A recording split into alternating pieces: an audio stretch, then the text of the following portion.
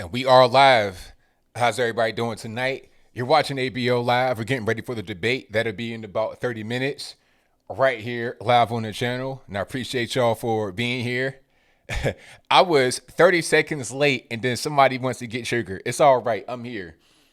The debate is not for another half hour. The debate will be between 9 o'clock Eastern time and 10:30 Eastern time. So we got plenty of time to get something nice and cold to drink, good to eat, all that good stuff, and we'll be here live streaming the debate.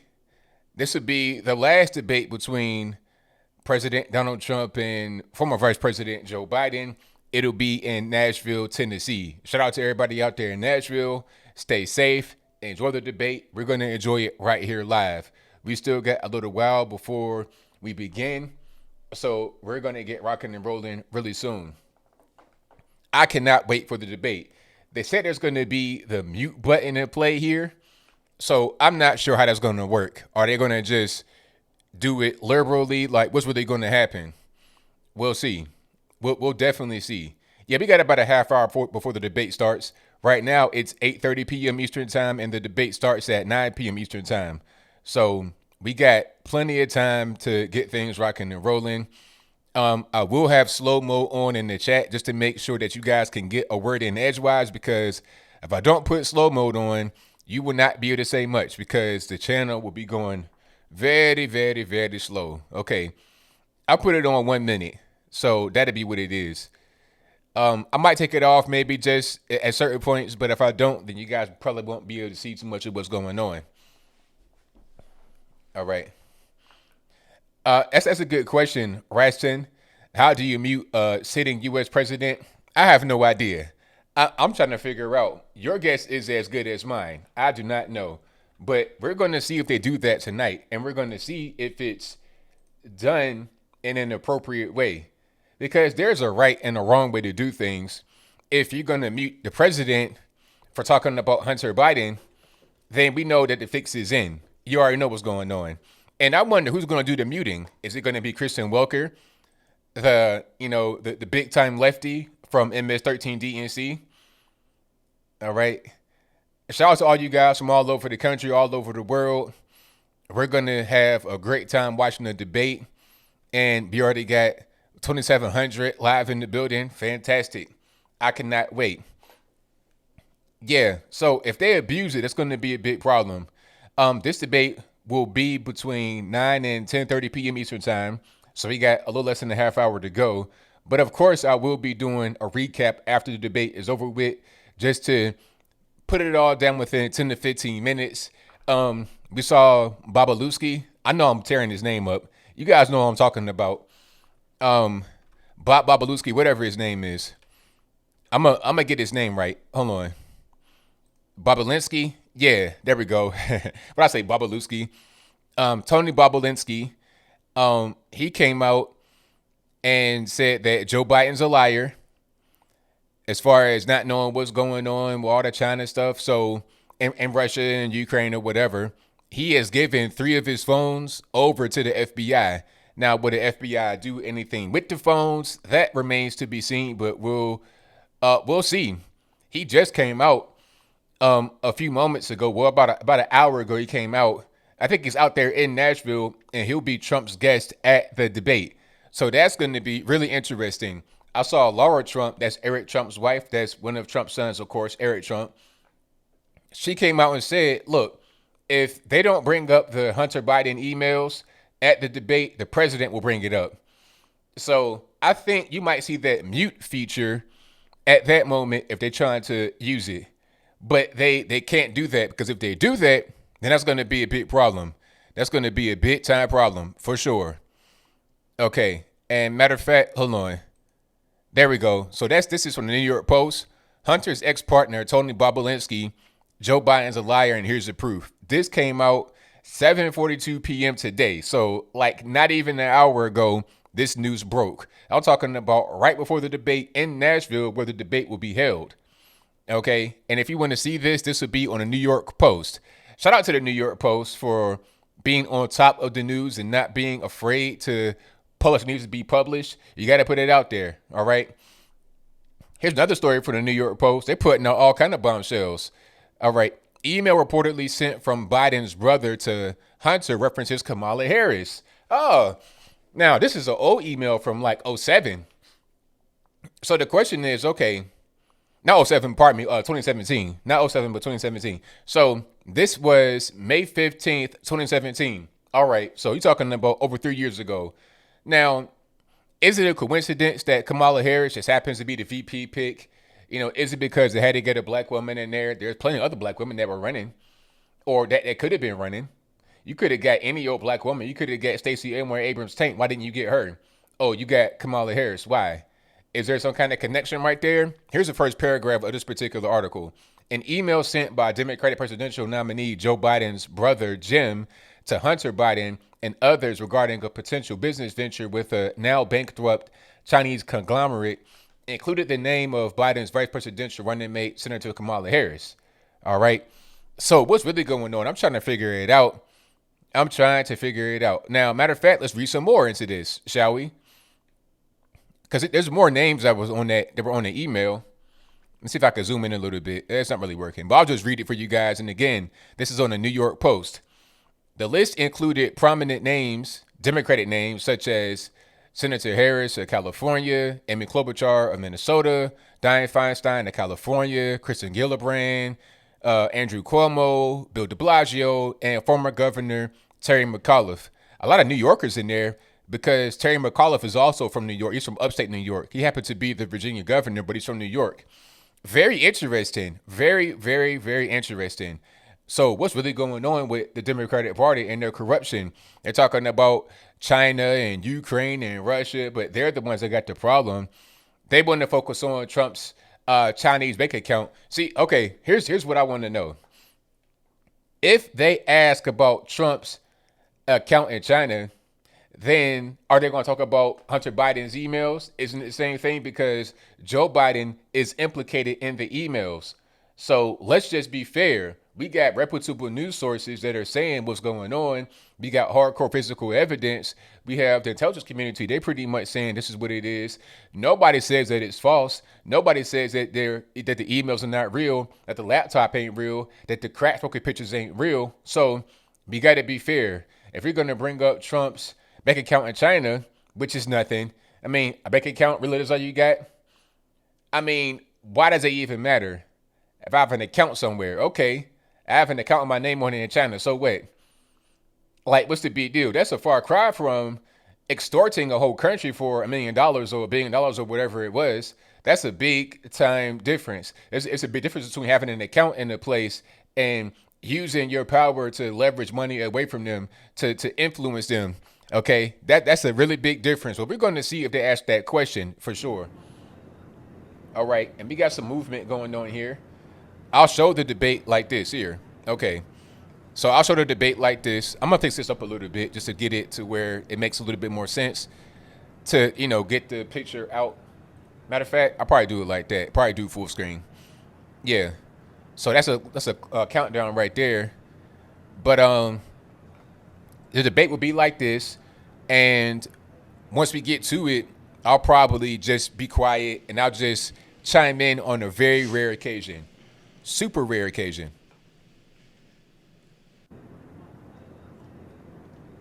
Okay, so there's no sound going on there. It's just like empty room, I suppose. I'm going to go ahead and turn that sound off because it ain't nothing going on right now. We still got about a half hour before the debate, but this is how the thing is set up. And we're on C-SPAN, so we're good to go. We're not going to have any kind of problems. It's going to be all gravy. So I cannot wait. And you guys, if you are enjoying the content on the channel, if you just want to give me a little bit of support, hit the like button for me. Like the video, share the video, do all that good stuff. I'd most certainly appreciate you if you did.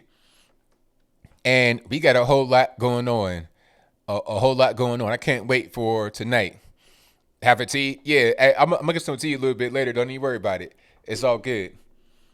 But right now, they're just getting ready for the debate to begin. I cannot wait. So, all right. Senate just asked for all of Hunter Biden's records or his banking records. Uh-oh. Well, hey, we'll see if they get them, and then we'll see what comes as a result of the records. Hopefully it's something good. Hopefully it's not, a nothing burger. Hopefully we get something for sure. All right. Yeah, it was on tax returns, so that's legal. Yeah, it's not illegal to have a bank account in China. That's not like, some kind of fraudulent thing at all. Now, if he was engaging in some fraudulent business dealings over there, that'd be something different, but that's not what's happening at all. All right. Rachel Lee says, "What say you? I say Trump 2020, and we love you, Anthony. Thank you for that. I appreciate y'all. Thank y'all for the support. Shout out to all the super chatters. You guys are doing a great job. All the PayPalers, all the Patreoners, everybody watching, sharing, subscribing. I appreciate all of you for doing whatever you guys do. C-SPAN is good to stream from because they're less likely to, do anything to your channel. Fox is cool too, but I don't really want to have any kind of issues. Let me just scoot up a little bit in this. There we go. I just want to make sure that everything's good to go and we don't have any problems. That's all. That is it, and that is all. The bribe. I see you. We got about 5,000 in the room. Fantastic. All right. So we got a whole lot going on. Let me see. Buy taxes are delinquent and more than $750. Yeah, that whole thing about $750, that's so bogus. People think that Trump only paid like $700 in taxes. If you believe that Trump only paid $700 in taxes, I got a bridge in Saudi Arabia to sell you right now today. I got a bridge from one sand dune to the other to sell you right now today if you believe that is the reality. As a matter of fact, in the article where the bombshell thing about his taxes came from, it says that he paid $1 million 1 year and then 4.2 the next year. I think it was 2017 and 2018 or like some time where that money was spent, where the 750 was coming from. Those 2 years, 1.1 or 1.0 and then 4.2. So you're talking about $5.2 million within those 2 years. But they say $700 each year. It's like, man, come on, stop it. Let's just stop the games. Let's stop the madness. Let's stop all the clickbait and the lying. All right. But we're going to see if they bring up more of the clickbait and the lies in this debate, or if they're going to be fair. If they're going to bring up some of the things that, is on Joe Biden's back, the same as Donald Trump. Okay. If they're bringing up good people on both sides, and then they don't bring up Hunter Biden, then it's bogus. you know it's bogus. If they're bringing up things that have been long debunked, bogus stories, clickbait, and they don't bring up the elephant in the room. Because let's be clear, in this debate in Nashville, there is a trillion-pound elephant sitting right there in the middle of the heart of Tennessee. I'm talking about it's right there on top of the building. You cannot ignore it. Everybody sees it. If you don't address it, then you just being phony. All right? That's just crazy. It's like being bit by a bear all in your hind parts and you don't even acknowledge it. It's like, so you got a bear hanging from your backside. You might want to do something about that. Oh, no, I ain't nothing right there. I'm good. I'm chilling. It's like you bleeding, man. You need to go to a hospital. No, I'm good. I'm chilling. So you got to address that for sure. The trillion-pound elephant in the room is Hunter Biden and Joe Biden and Ukraine, Russia, China, all kind of crazy dealings. Tony Bobolinsky, all these guys. You got to address it for sure.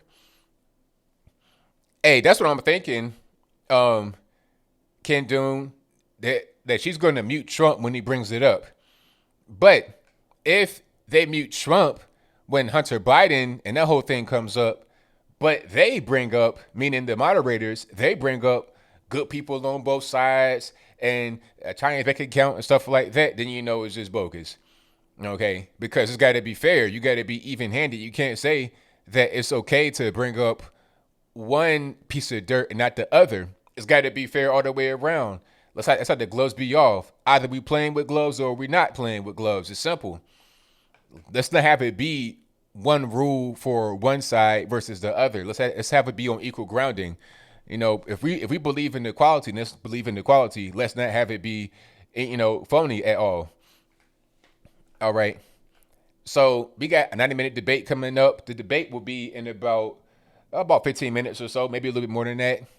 I cannot wait. I did see Bobolinsky. Yes, I did. Joe Lloyd Cox. Yep.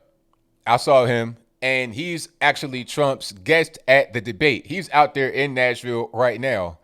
So I want to see the camera pan over to him, and I want them to ask the question about Bob Alinsky and the 3 cell phones he has that he gave to the FBI tonight. He gave the cell phones to the FBI tonight, and he wants them to investigate and see what's going on.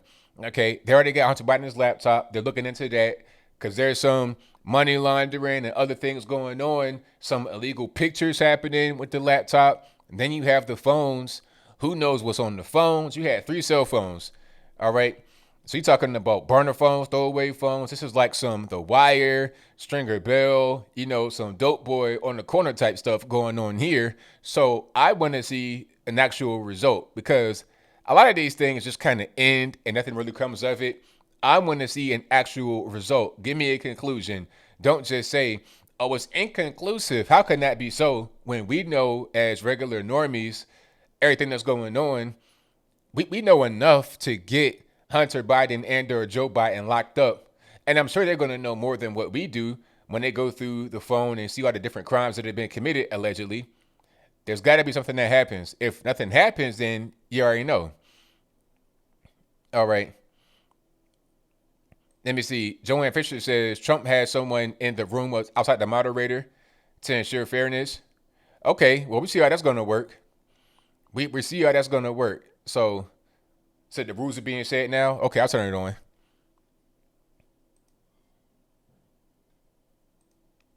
Be surprised. That'll go on, and then they'll settle down as we go, and moderator comes out and also says some words. So with that, let me introduce my co-chairman, Ken Wallach. Okay.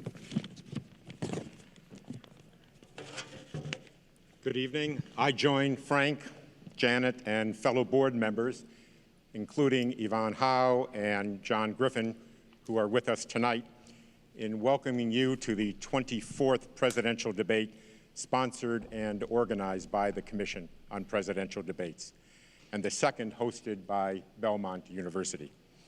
As the newest co-chair of the Commission, I'm proud to work alongside dedicated board members and a talented staff and crew. Is that who a sandwich? Uphill I'll meet that right quick.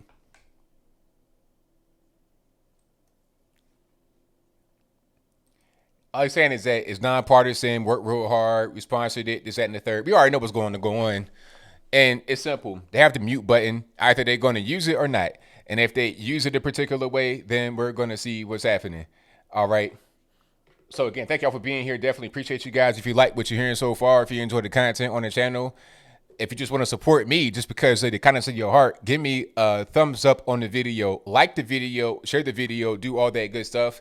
If you are a first-time viewer or you're not subscribed for whatever the reason may be, please go ahead and subscribe to the channel. When you do so, click the bell that's right there so you get notified whenever I go live and or post a new video. Also, I got something for you guys. I want you to check to see if you're registered to vote because it's a whole lot of stuff going on.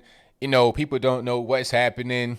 It's just a lot of stuff happening with the voting, with the mail-in and early and all of that. So if you want to vote early and you want to check where you can vote early, you want to check your status, see if you register or not, or you want to pledge to vote for Trump, maybe even volunteer for the Trump campaign, click this link in the chat box. I'm putting it in there right now. You click the link.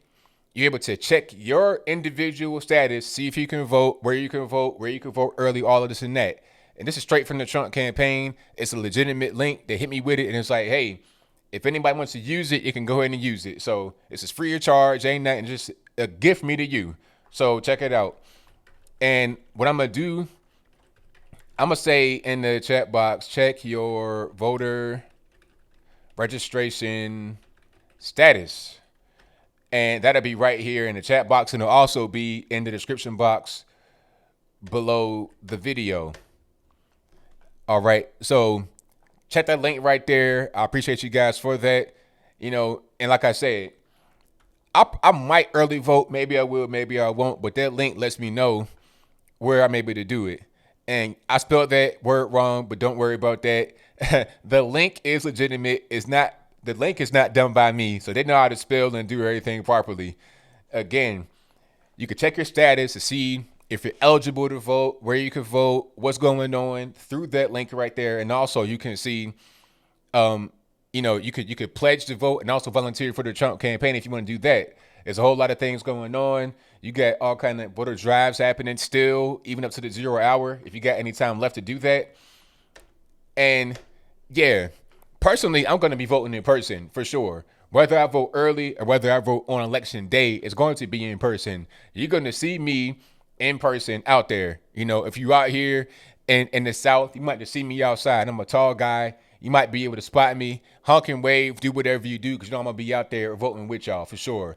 If I got to stand in line or whatever it is, that's fine. I'm going to be voting in person. Okay. Have you guys seen in California where they were setting the ballot boxes on fire?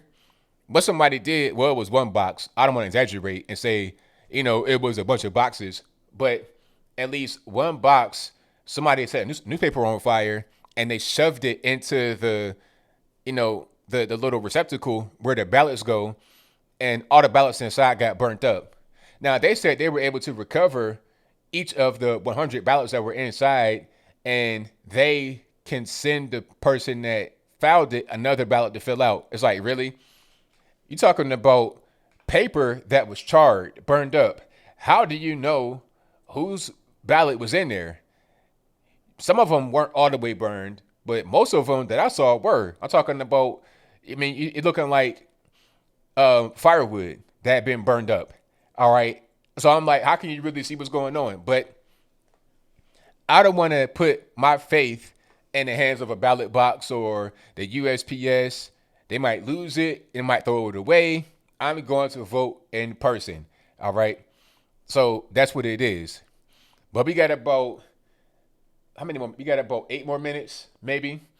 And then we'll have the second debate of, the last debate of 2020 between Joe Biden and Donald Trump. This is going to be a very good debate. I can't wait. I know you guys are going to really enjoy it. I'm going to enjoy it too. So it's all good. It is all good. I cannot wait. It's going to be fun. The C-SPAN stream was way behind. Good grief. They're like 4 minutes behind. That's crazy. So I may go to Fox. It depends. But I'm not going to use NBC. Oh, there we go. We got T on deck. Thank you. All right. Yeah, I may go to Fox because C-SPAN is like 4 minutes behind. That's a little crazy. A slight delay, that's one thing, but a 4 minute delay, that's wild. Okay. So I got them both loaded up in case I want to use one or the other. So, okay. This would be what we got going on. I think that's Jill Biden right there with her floral outfit. I have the sound off on this one, so don't worry. It's not just you. You're not, it's not a malfunction. There we go. You know what that is? That's Melania. Okay. That's most certainly Melania. They go Tiffany right there. Tiffany Trump, Trump's daughter. Nikki Haley's right there. And in the left-hand corner of the screen, I see Kim Guilfoyle in the blue. All right. So they're bringing everybody out. There's no sound on that yet because they still got a little ways to go. They're just, they're doing the preliminaries right now. So as soon as we get started, I'll be able to see it over here. I got a dual monitor set up. So over here, I got all the control panel and my stream and everything else. I got my camera right here on a stand. And then I have the debate over here on that screen. So as soon as I'm able to see it pop up over there, I could just, transport it right there and we'll be ready to rock and roll. So y'all just hang tight and the debate will start very soon. Again, the debate is in Nashville, Tennessee. It will be from 9 p.m. Eastern time till 10:30 p.m. Eastern time, or right around there. Hopefully the time is kept appropriately, and hopefully they don't use that mute button too much. I heard that they're going to use the mute button if, a guy goes over their time, whether that be Trump or Biden, but we'll see how it works. We'll most certainly see how it works. Either way, I can't complain. All right. Tony says, do my glasses bother my headset? Nah, because I got like a lot of room in it and I kind of wear it a little off of my ear. Like this one right here is kind of off of my ear. And this one is just kind of weird. I gotta just finagle it a certain kind of way. That's all. If I don't have it finagle a certain way, it can most certainly mess me up. But right now, it's pretty much good to go. All right, so we got a little bit of time left before the debate starts, and we're ready to get rocking and rolling here pretty soon. All right. Yeah, I'm definitely past the mask stage for sure. All right. Nashville, the city of Nashville is technically blue.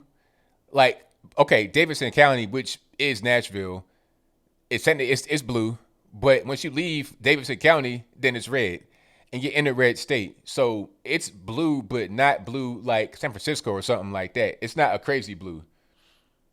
Okay, that's Kristen Welker right there. Hold on, let me pull her up. I want to welcome the Biden family, Dr. Jill Biden. Thank you all for being here tonight. We are so excited. We're looking forward to a really robust discussion. And the only thing I would reiterate are the CPD guidelines that when the candidates are talking, please hold any applause or any other reactions, except, of course, when they walk out. Make sure you cheer and loud and applause so that everyone can hear you. Thank you for having me. This is really the honor of a lifetime. I am going to sit down and just get organized and get settled, and the show will start very soon. Thank you for being here. All right, so that was Kristen Welker of NBC. I see her a lot on MS13 DNC, and I see her sometimes with Nightly News, Lester Holt is supposed to be. So we'll see what's going on. Definitely a big-time liberal, and she black. Just in case you didn't know, she's mixed black and white. She's part native and part black. Now, I'm not stuck on race, but that's going to be a point because that's going to be a thing people mention.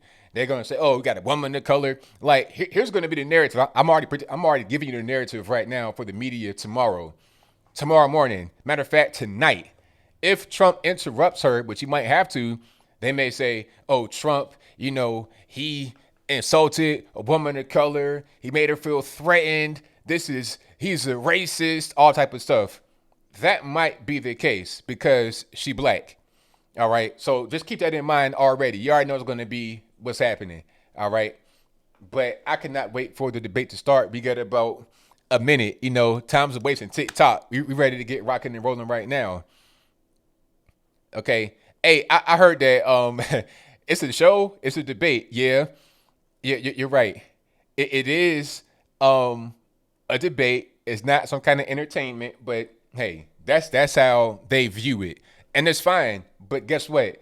Give me a fair debate. Don't be cutting off mics when you're not supposed to. Just give me a fair debate so I can see what's going on.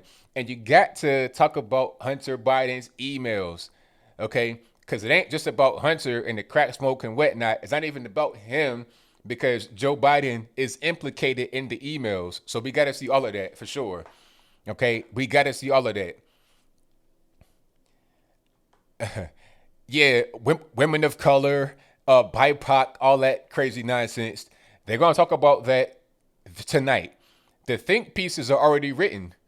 The think pieces for the debate have already been written. All they got to do is just change out some details to make it match what they're going to say in the debate. That's it. They already got a template prepared for the actual, for the narrative. It's already done.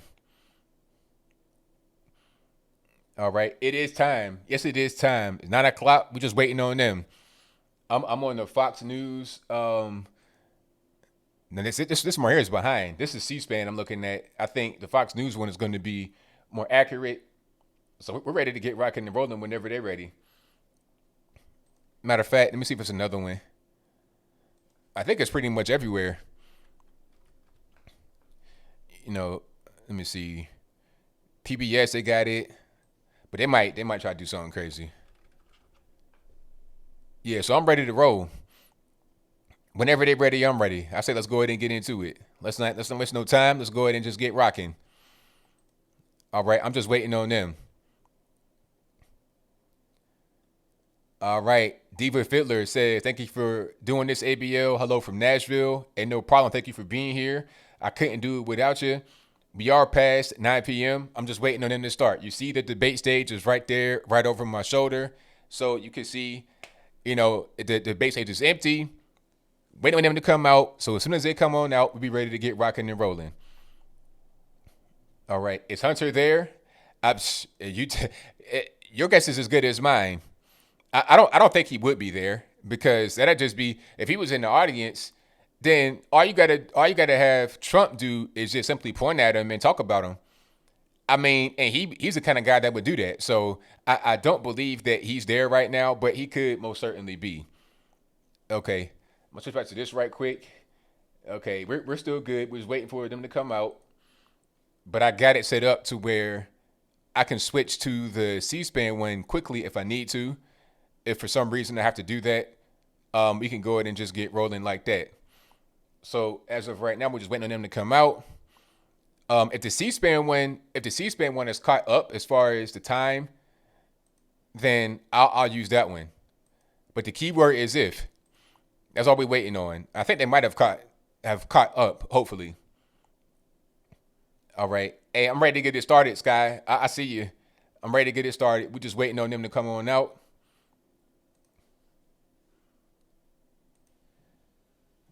All right. And somebody says popcorn, please. Hey, yeah, pass the popcorn. Hey, if you got popcorn, if you got something good to eat and all that good stuff, go ahead and get it ready because the debate will be starting and T minus. You understand what I'm saying? As soon as they come out, we're ready to get rolling. Now, I wonder if anybody's late, if Joe Biden is late, if Trump is late, like who's late? Or are we just on their time? Whenever they get started is whenever they get started. That's what I'd like to know. All right. So I'm looking at a different angle right now. I'm seeing Kristen Welker, getting their hair together and all that good stuff. So I have two different angles. I have one over here that you guys are seeing right here. And then I have another one on this monitor over here that I can see. And that's a C-SPAN one. So if that one is more accurate and up to date, then I use that one. That's more preferable just for me being able to stream and not having any kind of problems with the copyright and all that good stuff. So that's her right there, Kristen Welker. Good evening from Belmont University in Nashville, Tennessee. I'm Kristen Welker of NBC News, and I welcome you to the final 2020 presidential debate between President Donald J. Trump and former Vice President Joe Biden. Tonight's debate is sponsored by the Commission on Presidential Debates. It is conducted under health and safety protocols designed by the Commission's health security advisor. The audience here in the hall has promised to remain silent. No cheers, boos, or other interruptions, except right now, as we welcome to the stage former Vice President Joe Biden and President Donald J. Trump.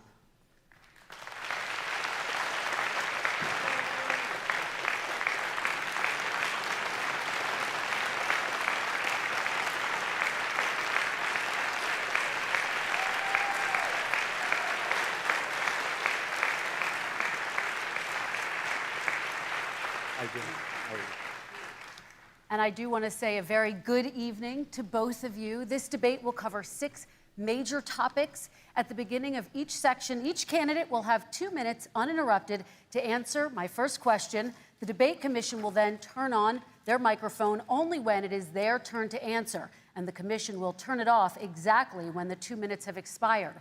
After that, both microphones will remain on, but on behalf of the voters, I'm going to ask you to please speak one at a time. The goal is for you to hear each other and for the American people to hear every word of what you both have to say. And so with that, if you're ready, let's start. And we will begin with the fight against the coronavirus. President Trump, the first question is for you. The country is heading into a dangerous new phase. More than 40,000 Americans are in the hospital tonight with COVID, including record numbers here in Tennessee. And since the two of you last shared a stage, 16,000 Americans have died from COVID. So please be specific. How would you lead the country during this next stage of the coronavirus crisis? 2 minutes, uninterrupted. So, as you know, 2.2 million people modeled out were expected to die. We closed up the greatest economy in the world in order to fight this horrible disease that came from China. It's a worldwide pandemic. It's all over the world. You see the spikes in Europe and many other places right now. If you notice, the mortality rate is down 85%. The excess mortality rate is way down and much lower than almost any other country. And we're fighting it, and we're fighting it hard. There is a spike. There was a spike in Florida, and it's now gone. There was a very big spike in Texas. It's now gone. There was a very big spike in Arizona. It's now gone.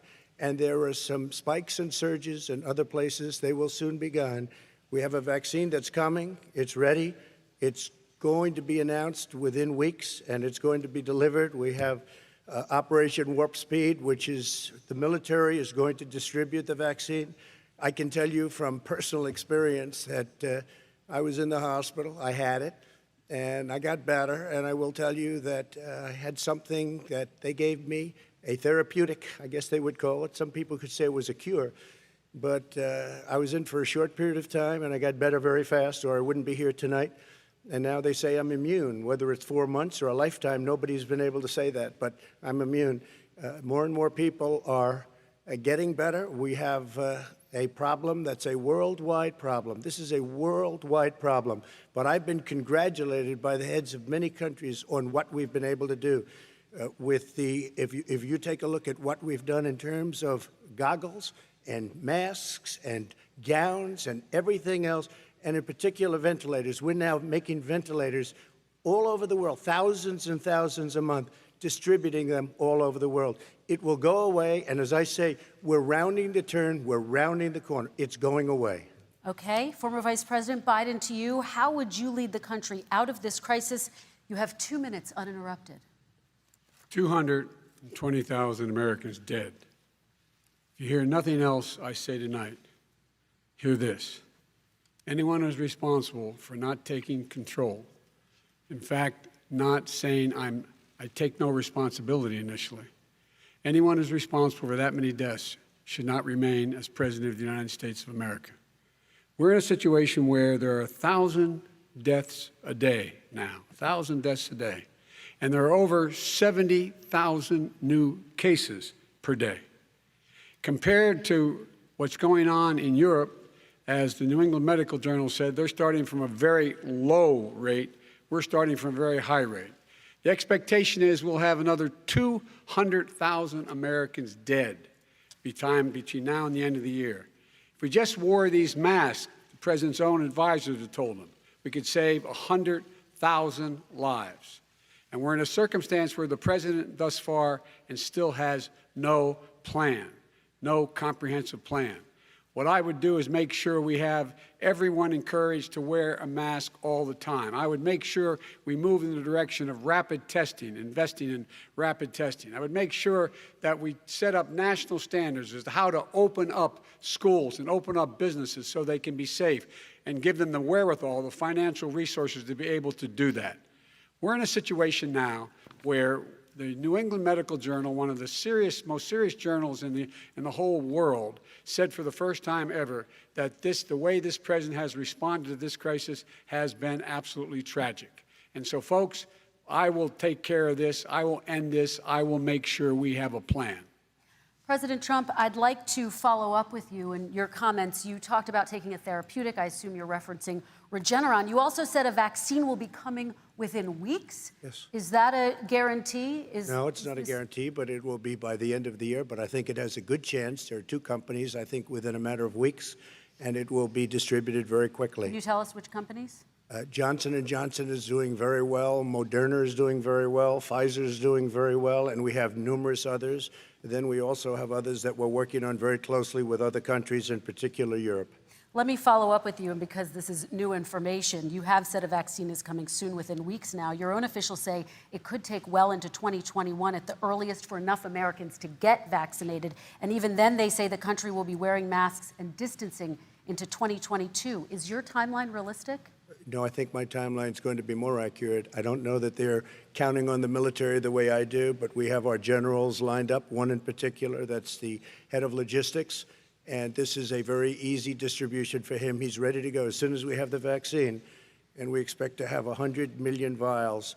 As soon as we have the vaccine, he's ready to go. Vice President Biden, your reaction, and just 40% of Americans say they would definitely agree to take a coronavirus vaccine if it was approved by the government. What steps would you take to give Americans confidence in a vaccine if it were approved? Make sure it's totally transparent. Have the scientists of the world see it, know it, look at it, go through all the processes. And by the way, This is the same fellow who told you this is going to end by Easter last time. This is the same fellow who told you that, don't worry, we're going to end this by the summer. We're about to go into a dark winter. And he has no clear plan, and there's no prospect that there's going to be a vaccine available for the majority of the American people before the middle of next year. President Trump, your reaction, he says you have no I don't think we're plan. going to have a dark winter at all. We're opening up our country. We've learned and studied and understand the disease, which we didn't at the beginning. When I closed and banned China from coming in heavily infected, and then ultimately Europe, but China was in January. Months later, he was saying I was xenophobic. I did it too soon. Now he's saying, oh, I should have, moved quicker. But he didn't move quicker. He was months behind me, many months behind me. And frankly, he ran the H1N1 swine flu, and it was a total disaster, far less lethal, but it was a total disaster. Had that had this kind of numbers, 700,000 people would be dead right now, but it was a far less lethal disease. Look, his own person who ran that for him, who, as you know, was his chief of staff, said it was catastrophic, it was horrible, we didn't know what we were doing. Now he comes up and he tells us how to do this. Also, everything that he said about the way every single move that he said we should make, that's what we've done. We've done all of it. But he was way behind us. Vice President Biden, your response. My response is he is xenophobic, but not because he shut down access from China. And he did it late after 40 countries had already done that. In addition to that, what he did, he made sure that we had 44 people that were in there in China trying to get to Wuhan to determine what exactly the source was. What did the president say in January? He said, no, he said, he's being transparent. The president of China is being transparent. We owe him a debt of gratitude.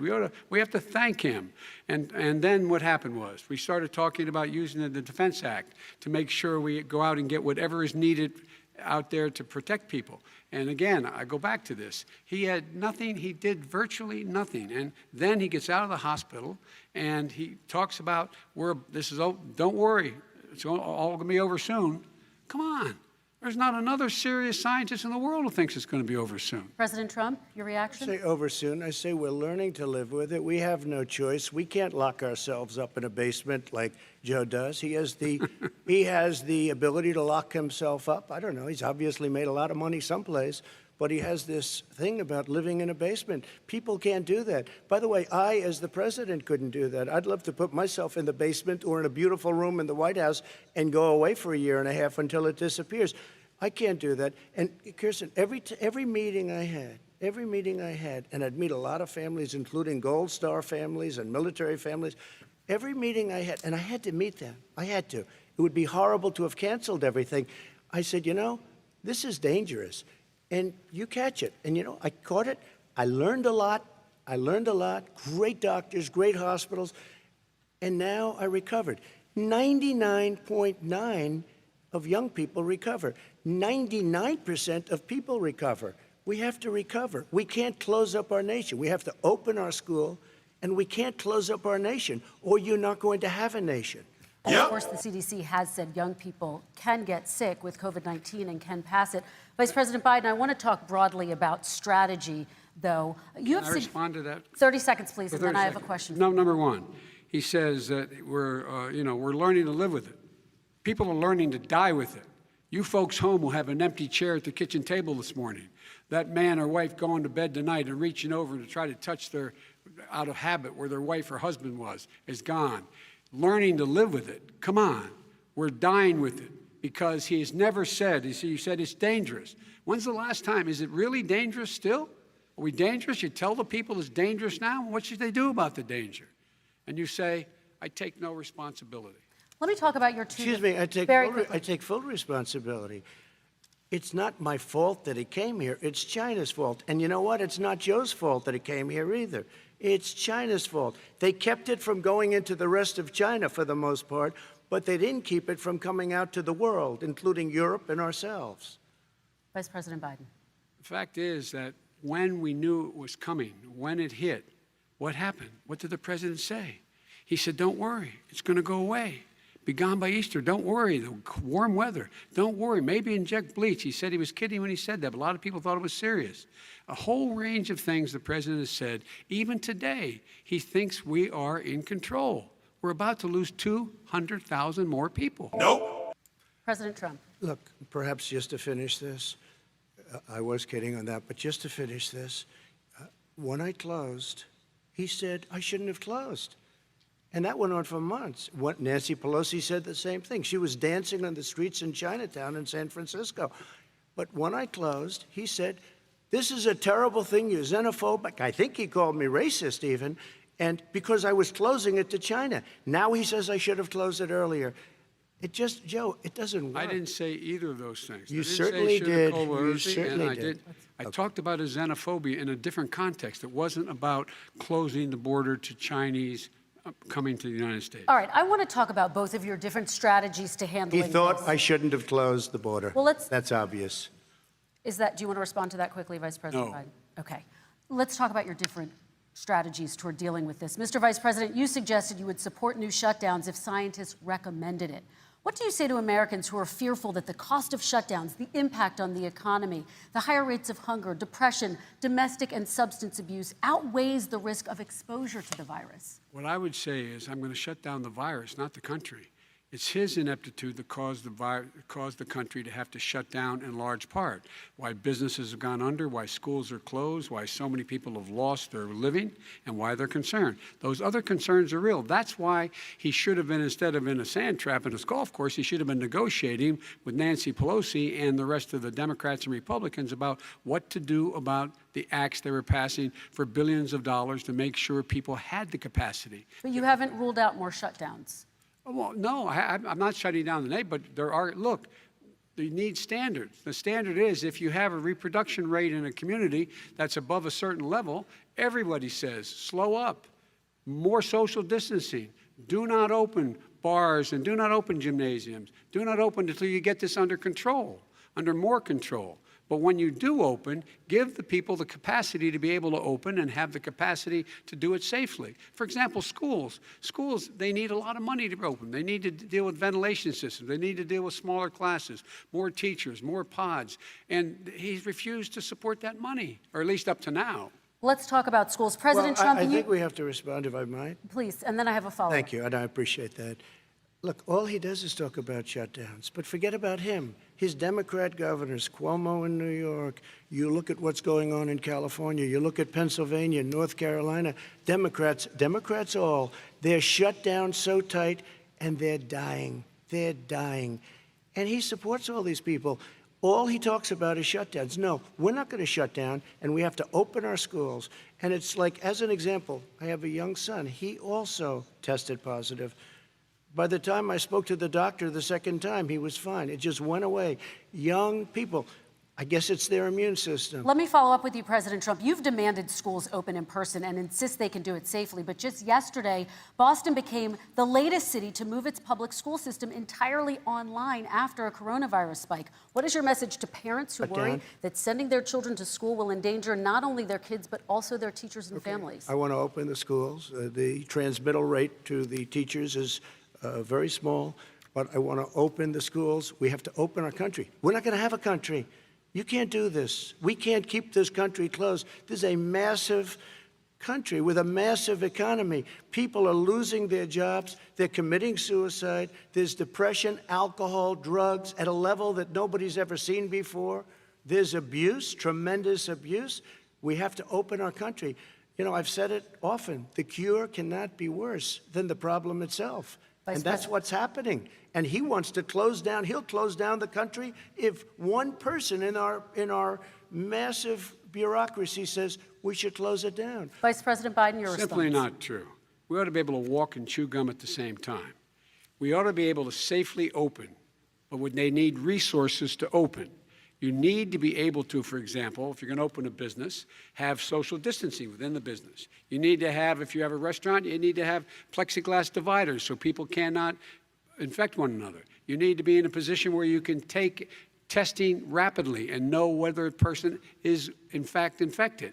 You need to be able to trace. You need to be able to provide all the resources that are needed to do this. And that is not inconsistent with saying that what we're going to make sure that we can open safely. And by the way, all you teachers out there, not that many of you are going to die, so don't worry about it.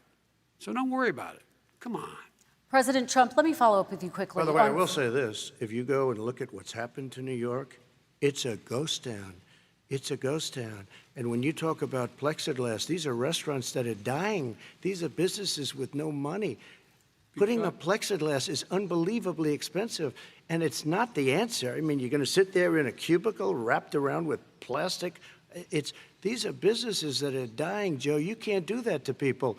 You just can't. Take a look at New York and what's happened to my wonderful city for so many years. I loved it. It was vibrant. It's dying. Everyone's leaving New York. Take a look at what New York has done in terms of turning the curve down in terms of the number of people dying. And I don't look at this in terms of the way he does. Blue states and red states. They're all the United States. And look at the states that are having such a spike in the coronavirus. They're the red states. They're the states in the Midwest. They're the states in the upper Midwest. That's where the spike is occurring significantly. But they're all Americans. They're all Americans. And what we have to do is say, wear these masks, number one. Make sure we get the help that the businesses need that has money's already been passed to do that. It's been out there since the beginning of the summer, and nothing's happened.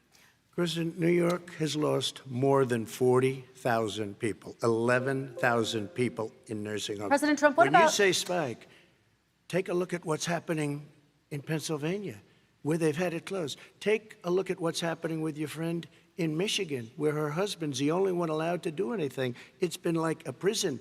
Now it was just ruled unconstitutional. Take a look at North Carolina. They're having spikes, and they've been closed. And they're getting killed financially. We can't let that happen, Joe. You can't let that happen. We have to open up.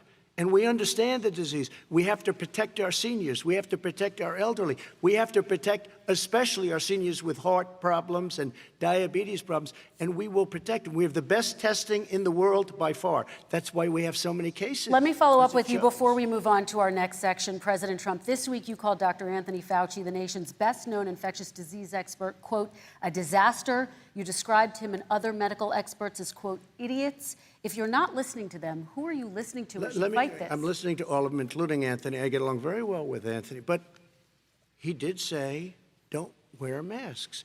He did say, as you know, this is not going to be a problem. I think he's a Democrat, but that's okay. He said, this is not going to be a problem.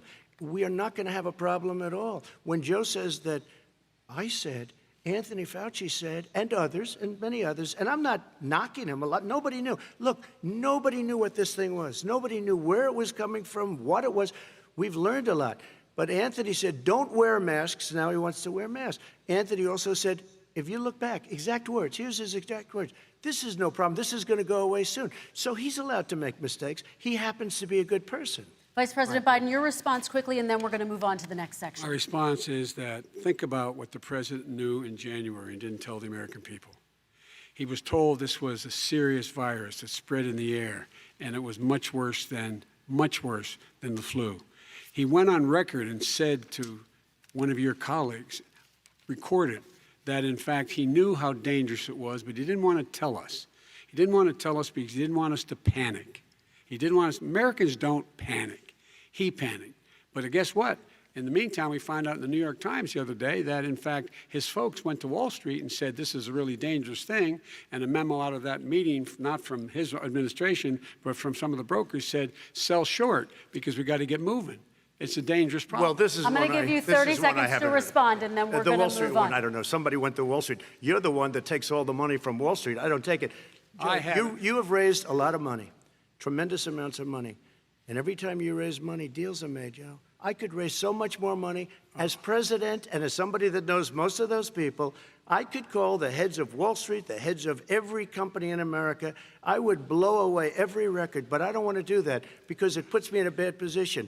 And then you bring up Wall Street. You shouldn't be bringing up Wall Street because you're the one that takes the money from Wall Street, not me. I could blow away your records that, like you wouldn't believe. We don't need money. We have plenty of money. In fact, We beat Hillary Clinton with a tiny fraction of the money that she was able All right, gentlemen, we're going to move Don't tell me on. about Wall Average Street. contribution, $43. All right, we're going to move on to our next section, which is national security. And I do want to start with the security of our elections and some breaking news from overnight. Just last night, top intelligence officials confirmed again that both Russia and Iran are working to influence this election. Both countries have obtained U.S. voter registration information, these officials say, and Iran sent intimidating messages to Florida voters. This question goes to you, Mr. Vice President. What would you do to put an end to this threat? You have 2 minutes uninterrupted. I made it clear, and I ask everyone else to take the pledge. I made it clear that any country, no matter who it is, that interferes in American elections will pay a price. They will pay a price. And it's been overwhelmingly clear this election, I won't even get into the last one, this election, that Russia has been involved, China has been involved to some degree, and now we learn that Iran is involved. They will pay a price if I'm elected. They're interfering with American sovereignty. That's what's going on right now. They're interfering with American sovereignty. And to the best of my knowledge, I don't think the president said anything to Putin about it. I don't think he's talking to them a lot. I don't think he said a word. I don't know why he hadn't said a word to Putin about it. And I don't know what he has recently said, if anything, to the Iranians. My guess is he'd probably be more outspoken with regard to the Iranians. But the point is this, folks. We are in a situation where we have foreign countries trying to interfere in the outcome of our election. His own national security advisor told him that what is happening with his buddy, I will. His buddy, Rudy Giuliani, he's being used as a Russian pawn. He's being fed information that is Russian, that is not true. And then what happens? Nothing happens. And then you find out that everything that's going on here about Russia is wanting to make sure that I do not get elected the next president of the United States because they know I know them and they know me. I don't understand why this president is unwilling to take on Putin when he's actually paying bounties to kill American soldiers in Afghanistan, when he's engaged in activities that are trying to destabilize all of NATO. I don't know why he doesn't do it, but it's worth asking the question, why isn't that being done? Any country that interferes with us will, in fact, pay a price because they're affecting our sovereignty.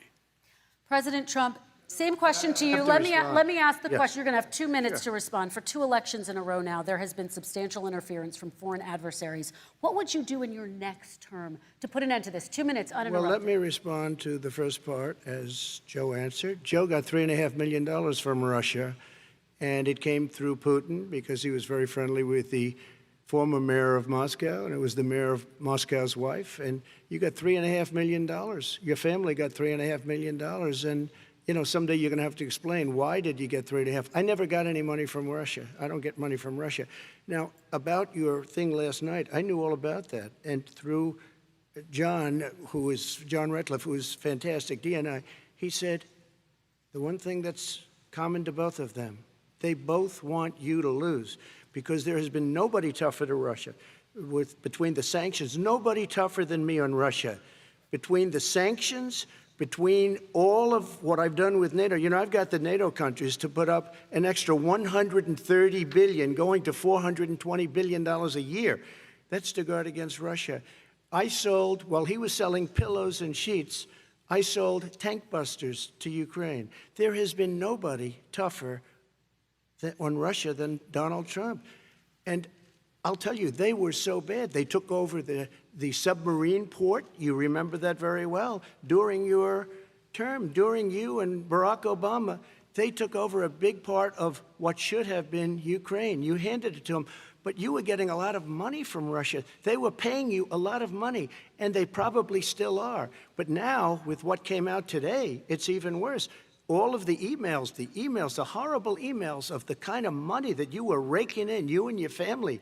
And Joe, you were vice president when some of this was happening, and it should have never happened. And I think you owe an explanation to the American people. Why is it? Somebody just had a news conference a little while ago who was essentially supposed to work with you and your family, but what he said was damning. And regardless of me, I think you have to clean it up and talk to the American people. Maybe you can do it right now. Vice Vice President Biden, you may respond. 30 straight seconds. here. And then I do want to follow up on the election security. I have not taken a penny from any foreign source ever in my life. We learned that this president paid 50 times the tax in China, has a secret bank account with China, does business in China, and in fact is talking about me taking money. I have not taken a single penny from any country whatsoever, ever. Number one. Number two, this is a president, I have released all of my tax returns, 22 years. Go look at them. 22 years of my tax return. You have not released a single solitary year of your tax return. What are you hiding? Why are you unwilling? The foreign countries are paying you a lot. Russia's paying you a lot. China's paying you a lot. And your hotels and all your businesses all around the country, all around the world. And China's building a new road to a new a golf course you have overseas. So what's going on here? Why don't release your tax return or stop talking about corruption? President Trump, your response. First of all, I called my accountants under audit. I'm going to release them as soon as we can. I want to do it, and it'll show how successful, how great this company is. But much more importantly than that, people were saying $750. I asked them a week ago, I said, what did I pay? They said, sir, you prepaid tens of millions of dollars. I prepaid my tax. Tens over the last number of years.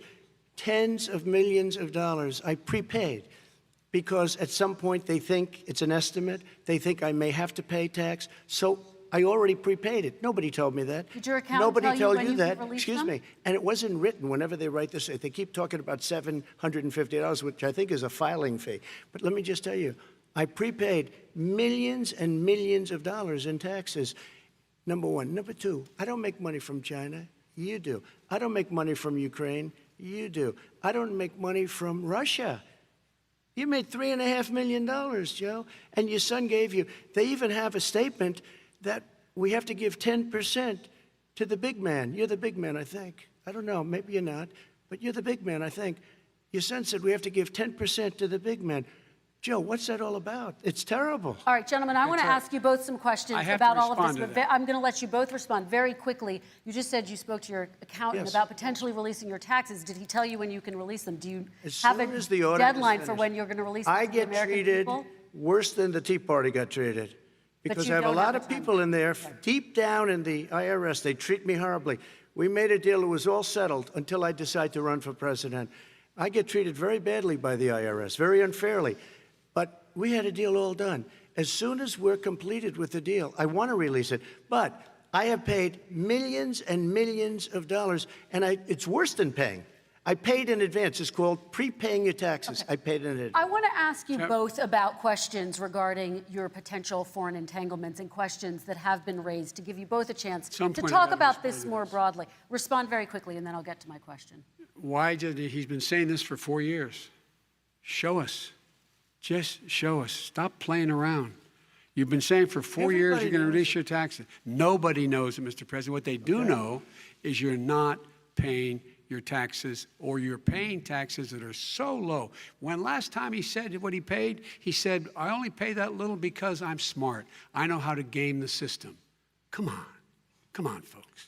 Very So quickly, President Trump, and then I want to get to two questions to both of you on this. I was put through a phony witch hunt for 3 years. It started before I even got elected. They spied on my campaign. No president should ever have to go through what I went through. Let me just say this. Mueller and 18 angry Democrats and FBI agents all over the place spent $48 million. They went through everything I had, including my tax returns, and they found absolutely no collusion and nothing wrong. $48 million. I guarantee you, if I spent $1 million on you, Joe, I could find plenty wrong. Because All the right. kind of things that you've done and the kind of monies that your family has taken, I mean, your brother made money in Iraq, millions of dollars. Your other brother made a fortune, and it's all through you, Joe. And they say you get some of it, and you do live very well. You have houses all over the place. You live very well. All right, gentlemen, let me just ask some questions about all of this broadly. Vice President Biden, there have been questions about the work your son has done in China and for a Ukrainian energy company when you were vice president. In retrospect, was anything about those relationships inappropriate or unethical? Nothing was unethical. Here's what the deal. With regard to Ukraine, we had this whole question about whether or not, because he was on the board, I later learned of a Burisma, a company, that somehow I had done something wrong. Yet every single solitary person, when he was going through his impeachment, testifying under oath who worked for him, said, I did my job impeccably. I carried out U.S. policy. Not one single solitary thing was out of line. Not a single thing, number one. Number two, the guy who got in trouble in Ukraine was this guy trying to bribe the Ukrainian government to say something negative about me, which they would not do and did not do because it never, ever, ever happened. My son has not made money in terms of this thing about, what are you talking about, China. I have not had, the only guy made money from China is this guy. He's the only one. Nobody else has made money from China. Never President to Trump, deal with let China. me By the ask way, my question to you. But could I just, one thing? Very quickly. His son didn't have a job for a long time, was sadly no longer in the military service. I won't get into that. And he didn't have a job. As soon as he became vice president, Burisma, not the best reputation in the world, I hear they paid him $183,000 a month. Listen to this. $183,000, and they gave him a $3 million upfront payment. All right. And he had no energy I'm going to let the Vice President That's respond to that quickly, 100% and then I need to get to a dishonest. question to you. Very No quickly, basis Mr. for Vice that. Everybody investigated that. No one said anything he did was wrong in Ukraine.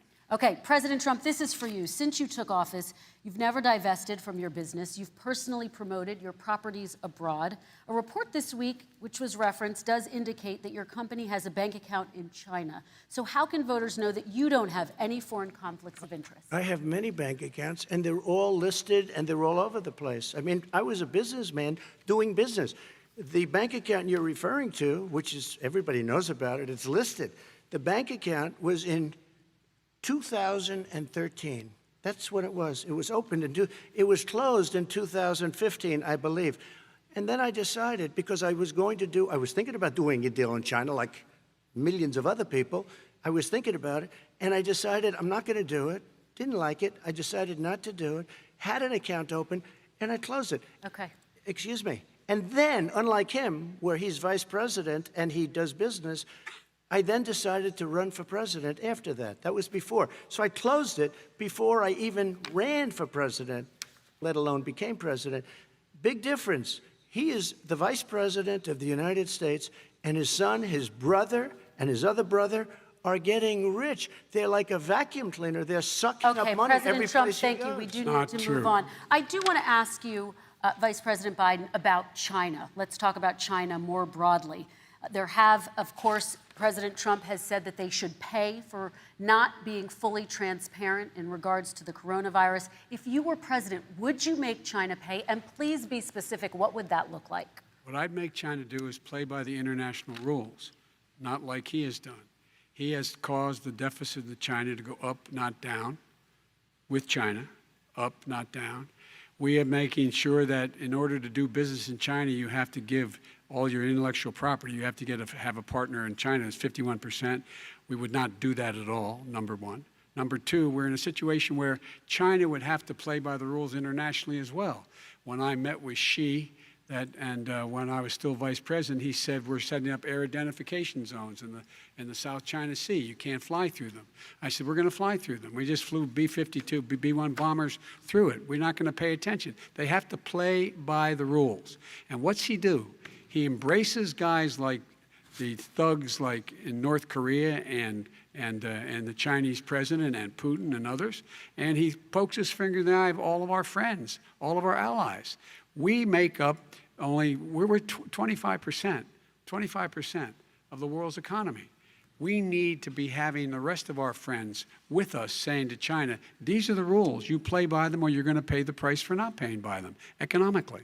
That's the way I will run it, and that's what we did in upholding steel tariffs and a range of other things when we were president and vice president. All right, let's talk about North Korea. Excuse me, no, I have to Yes. respond to that. Okay, very quickly, and then His we're son going to move walked on out to with North $1.5 billion Korea. from China to Not manage after true. spending 10 minutes in office and being in Air Force Two, number one. Number two, there's a very strong email talking about your family wanting to make $10 million a year for introductions. President Trump, on China policy, true. though, what No, but wait a specifically are minute. you going to do? What specifically are you going to do to make China pay? You've said you're going First to of make all, them pay. China is paying. They're paying billions and billions of dollars. I just gave New $28 billion. sanctions? New sanctions? I just gave $28 billion to our farmers. because Taxpayers' China, money.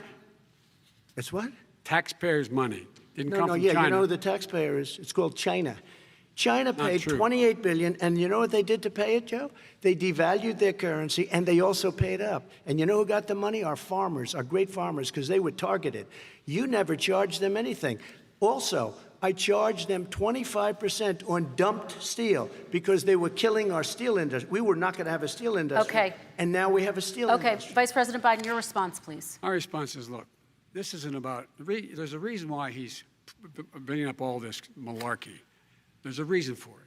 He doesn't want to talk about the substantive issues. It's not about his family and my family. It's about your family. And your family's hurting badly. If you're making less than, if you're a middle-class family, you're getting hurt badly right now. You're sitting at the kitchen table this morning deciding, well, we can't get new tires, they're bald because we have to wait another month or so. Or are we going to be able to pay the mortgage? Or who's going to tell her she can't go back to community college? They're the decisions you're making in the middle-class families like I grew up in Scranton and Claymont. They're in trouble.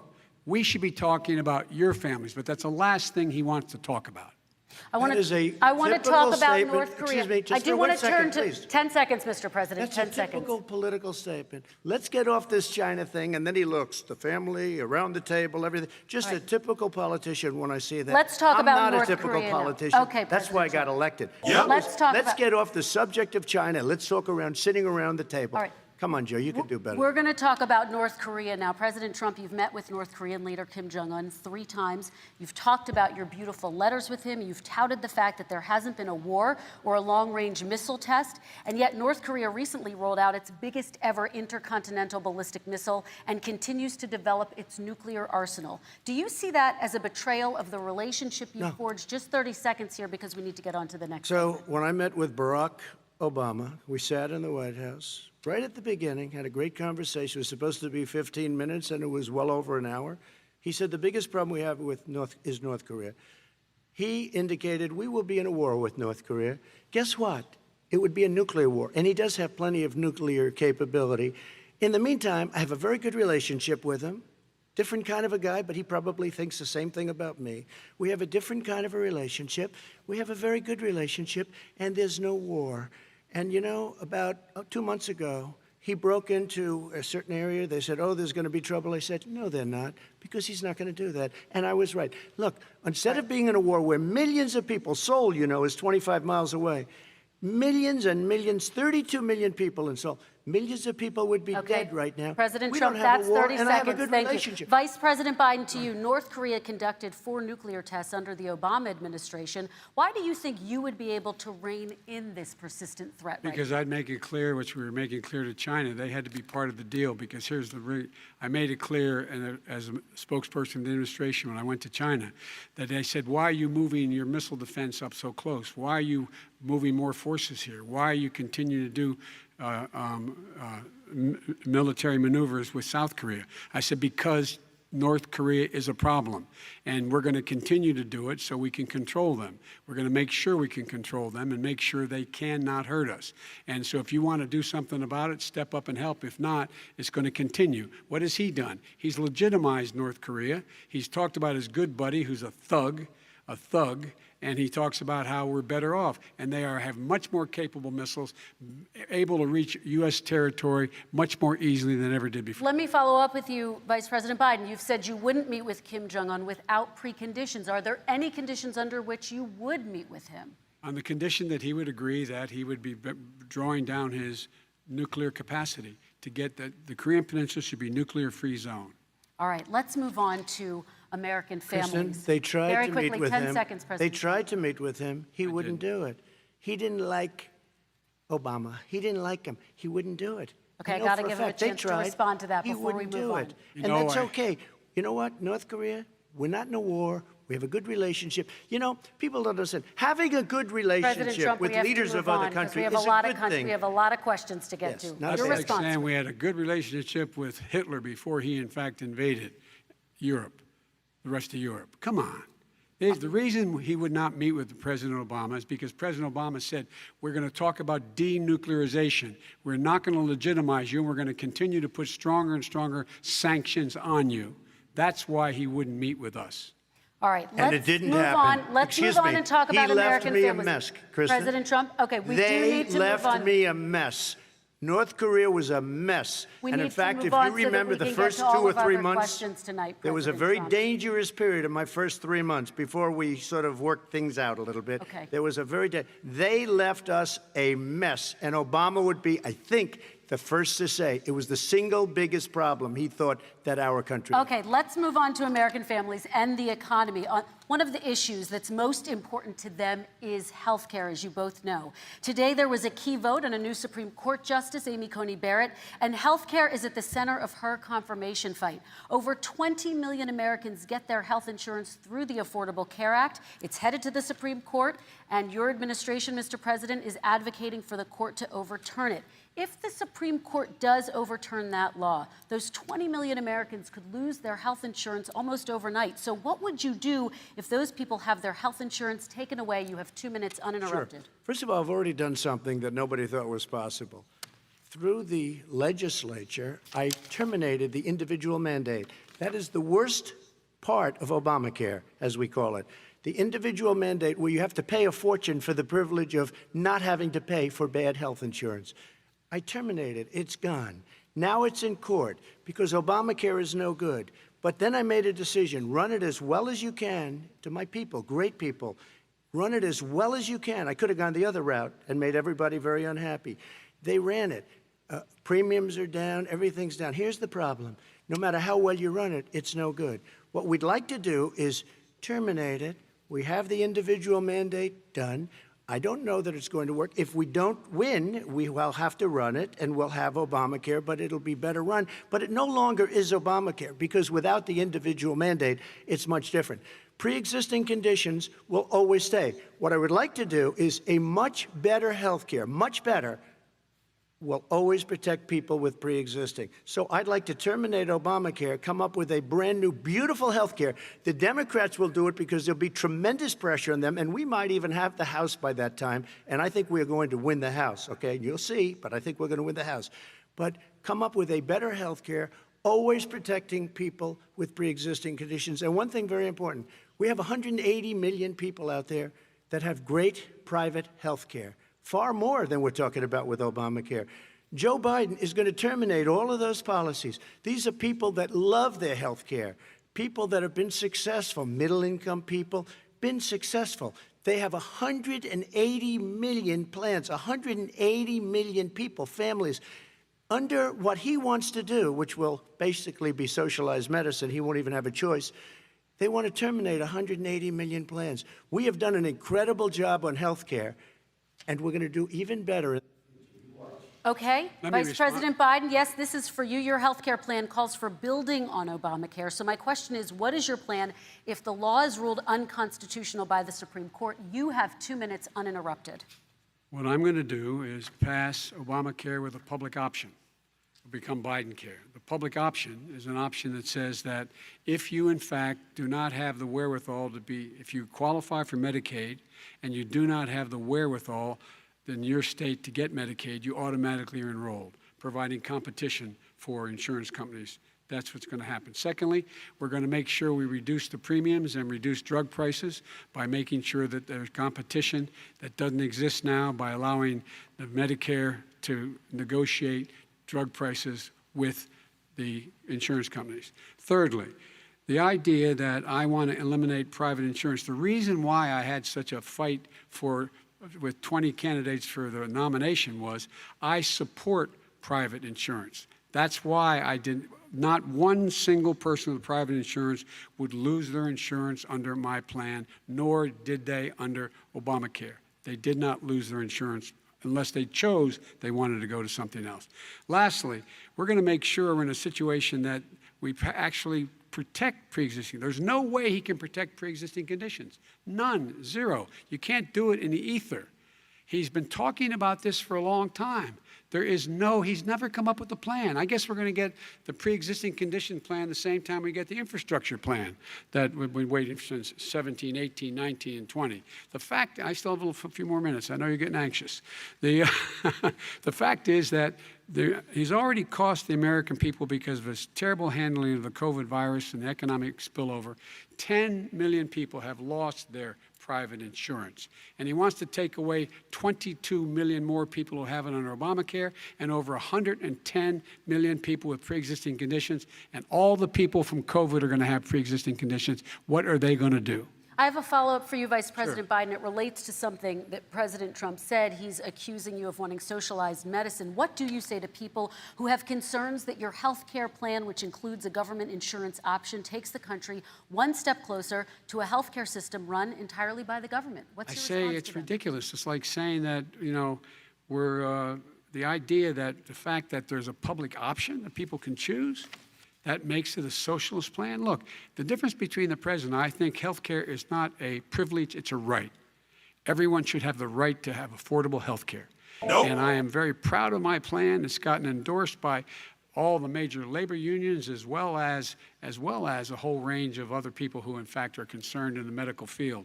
This is something that's going to save people's lives, and this is going to give some people an opportunity to have health care for their children. How many of you home are worried and rolling around in bed tonight wondering what in God's name you're going to do if you get sick because you've lost your home insurance, your health insurance your company's gone under?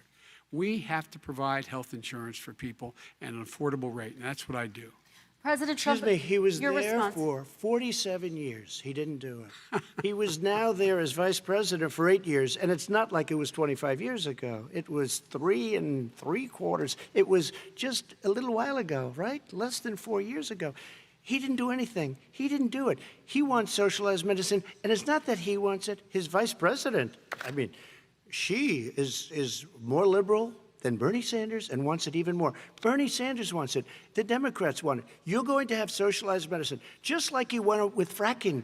We're not going to have fracking. We're going to stop fracking. We're going to stop fracking. Then he goes to Pennsylvania after he gets a nomination, where he got very lucky to get it. And he goes to Pennsylvania and he says, oh, we're going to have fracking. And you never asked that question. And by the way, so far, I respect very much the way you're handling this, I have to say. By the way. But somebody should ask the question. You can ask he goes for a year. There will be no fracking. We have a number of topics we're going to get to. That's a big question. We're going to get to. It's the same thing with socialized medicine. I have to respond. Vice President, your response, please. My response is people deserve to have affordable health care, period. Period, period, period. And the Biden care proposal will, in fact, provide for that affordable health care, lower premiums. What we're going to do is going to cost some money. It's going to cost over $750 billion over 10 years to do it.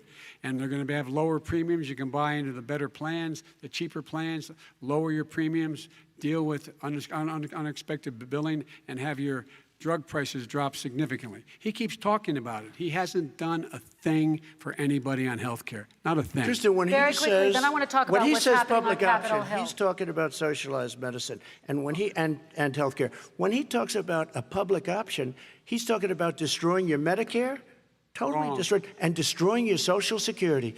And this whole country will come down. You know, Bernie Sanders tried it in his state. He tried it in his state. His governor was a very liberal governor. They want to make it work. Okay, let's let Vice President Biden respond. It doesn't Vice work. President He's Biden, a very your response. confused guy. He thinks he's running against somebody else. He's running against Joe Biden.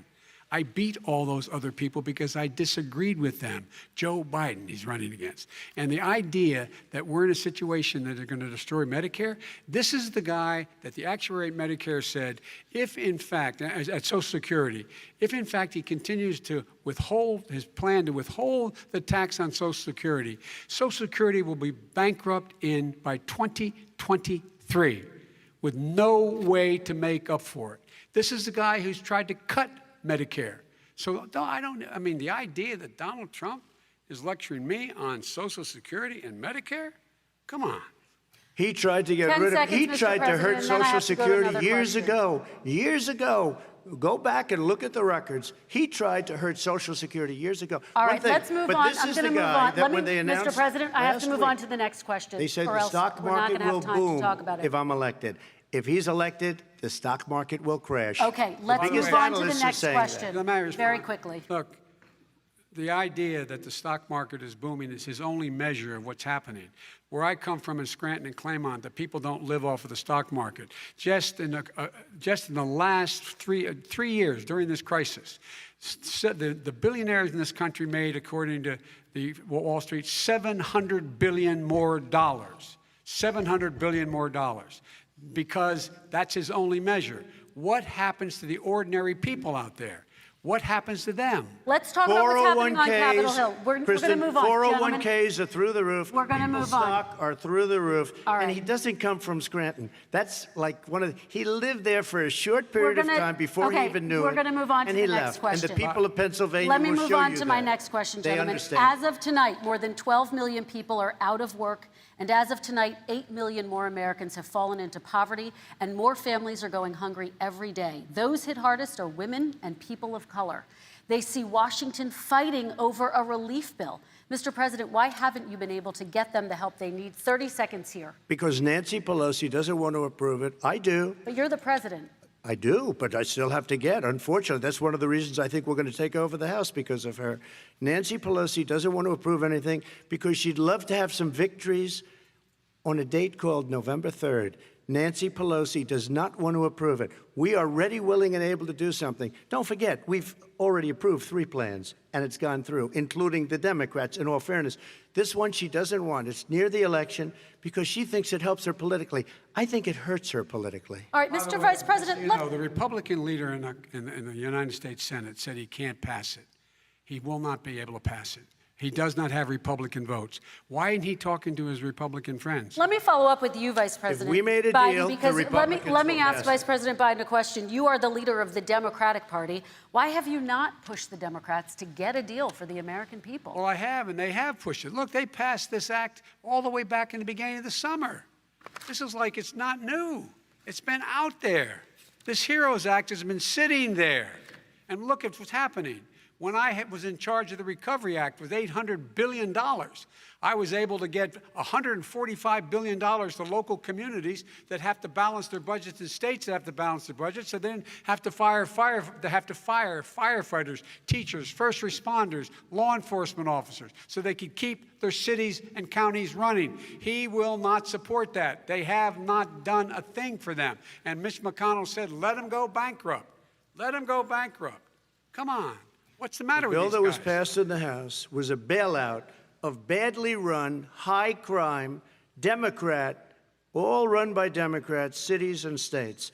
It was a way of getting a lot of money, billions and billions of dollars to these states. It was also a way of getting a lot of money from our people's pockets to people that come into our country illegally. We were going to take care of everything for them. And what that does, and I'd love to do that, I'd love to help them, but what that does, everybody all over the world will start pouring into our country. We can't do it. This was a way of taking care of them. This was a way of spending on things that had nothing to do with COVID, as per your question. But it was really a big bailout for badly run Democrat cities and states. All right, If I get elected, I'm running as a proud Democrat, but I'm going to be an American president. I don't see red states and blue states. What I see is American, United States. And folks, every single state out there finds themselves in trouble. They're going to start laying off, whether they're red or blue, cops, firefighters, first responders, teachers, because they have to balance their budget. And the founders were smart. They allowed the federal government to deficit spend to compensate for the United States of America. I want to talk about the minimum wage, gentlemen. Mr. Vice President, we are talking a lot about struggling small businesses and business owners these days. Do you think this is the right time to ask them to raise the minimum wage? You, of course, support a $15 federal minimum wage. I do, because I think one of the things we're going to have to do is we're going to have to bail them out, too. We should be bailing them out now, those small businesses. You got 1 in 6 of them going under. They're not going to be able to make it back. They passed a package that allows us to be able to call PPP. Money is supposed to go to help them do everything from organize how they can deal with their businesses being open safely. Schools, how they can make classrooms smaller, how they can hire more teachers, how they can put ventilation systems in. They need the help. The businesses as well as the schools need the help. But these guys will not help them. Is not giving them any of the money. We are going to move on to immigration, one thing very but quickly, I want he to said get we your have reaction. to help our small businesses by raising the minimum wage. That's not helping. I think it should be a state option. Alabama is different than New York. New York is different from Vermont. Every state is different. It should be a state option. You said very recently. We have recently. to help. It's very important. We have to help our small businesses. How are you helping your small businesses when you're forcing wages? What's going to happen, and what's been proven to happen, is when you do that, these small businesses fire many of their employees. You said very recently you would consider raising the federal minimum wage to $15 an hour. You said recently you would consider raising the federal minimum wage to $15 an hour. Is that still the case? And I would consider it to an extent, but in what I really like, in a second administration, but not to a level that's going to put all these businesses out of business. It should be a state option. Look, I've lived in different places. I know different places. They're all different. Some places, $15 is not so bad. In other places, other states, $15 would be Okay, President ruinous. Trump, thank you. Quick response, Vice President Biden. 2 jobs, 1 job, be below poverty. People are making $6, $7, $8 an hour. These first responders, we all clap for as they come down the street because they've allowed us to make it. What's happening? They deserve a minimum wage of $15. Anything below that puts you below the poverty level. And there is no evidence that when you raise the minimum wage, businesses go out of business. That is simply not true. We're going to talk about immigration. We're going to talk about immigration now, gentlemen, and we're going to talk about families within this context. Mr. President, your administration separated children from their parents at the border, at least 4,000 kids. You've since reversed your zero-tolerance policy, but the United States can't locate the parents of more than 500 children. So how will these families ever be reunited? Children are brought here by coyotes and lots of bad people, cartels, and they're brought here, and they used to use them to get into our country. We now have as strong a border as we've ever had. We're over 400 miles of brand new wall. You see the numbers, and we let people in, but they have to come in legally, and they come in through merit. But how will you reunite these kids with their families, Let me just tell you, Mr. President? they built cages. You know, they used to say, I built the cages, and then they had a picture in a certain newspaper, and it was a picture of these horrible cages, and they said, look at these cages. President Trump built them, and then it was determined they were built. In 2014, that was him. Do you have a plan to reunite the kids? Yes, we're working on it we're trying very hard. But a lot of these kids come out without the parents. They come over through cartels and through coyotes and through gangs. Vice President Biden, let me bring you into this conversation. Quick response and then another question to you. These 500+ kids came with parents. They separated them at the border to make it a disincentive to come to begin with. Real tough. We're really strong. And guess what? They cannot, it's not coyotes didn't bring them over. Their parents were with them. They got separated from their parents. And it makes us a laughing stock and violates every notion of who we are as a nation. Let me ask you a follow-up question. Kristen, they did it. We changed the policy. Your response to that? They did it. We changed. Did not They built the separate cages. the Who built the cages, Joe? Let's talk about what Who we're built the talking about. cages, Joe? Let's talk about what we're talking about. What happened? Parents were ripped, their kids were ripped from their arms and separated. And now they cannot find over 500 sets of those parents, and those kids are alone. Nowhere to go. Nowhere to go. It's criminal. It's criminal. Let me ask Kristen, you I about will say this. immigration. They went 10 down. We seconds, and then brought I need to ask reporters, you a question. everything.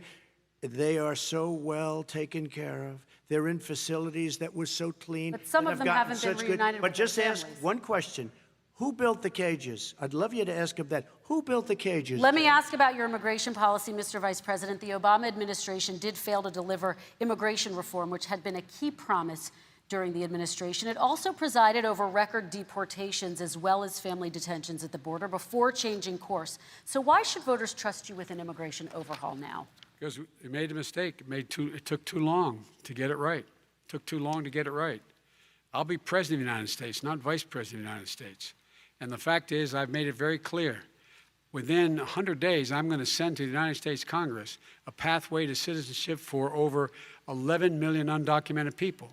And all of those so-called dreamers, those DACA kids, they're going to be immediately certified again to be able to stay in this country and put on a path to citizenship. The idea that they are being sent home by this guy, and they want to do that, is they've gone to a country they've never seen before. I can imagine you're 5 years old, your parents are taking you across the Rio Grande River, and it's illegal. And you say, oh, no, Mom, leave me here. I'm not going to go with you. They've been here. Many of them are model citizens. Over 20,000 of them are first responders out there taking care of people during this crisis. We owe them. We owe them. President Kristen, Trump, he your had reaction. 8 years to do what he said he was going to do. And I've changed. We did. Without having a specific, we got rid of catch and release. We got rid of a lot of horrible things that they put in and that they lived with.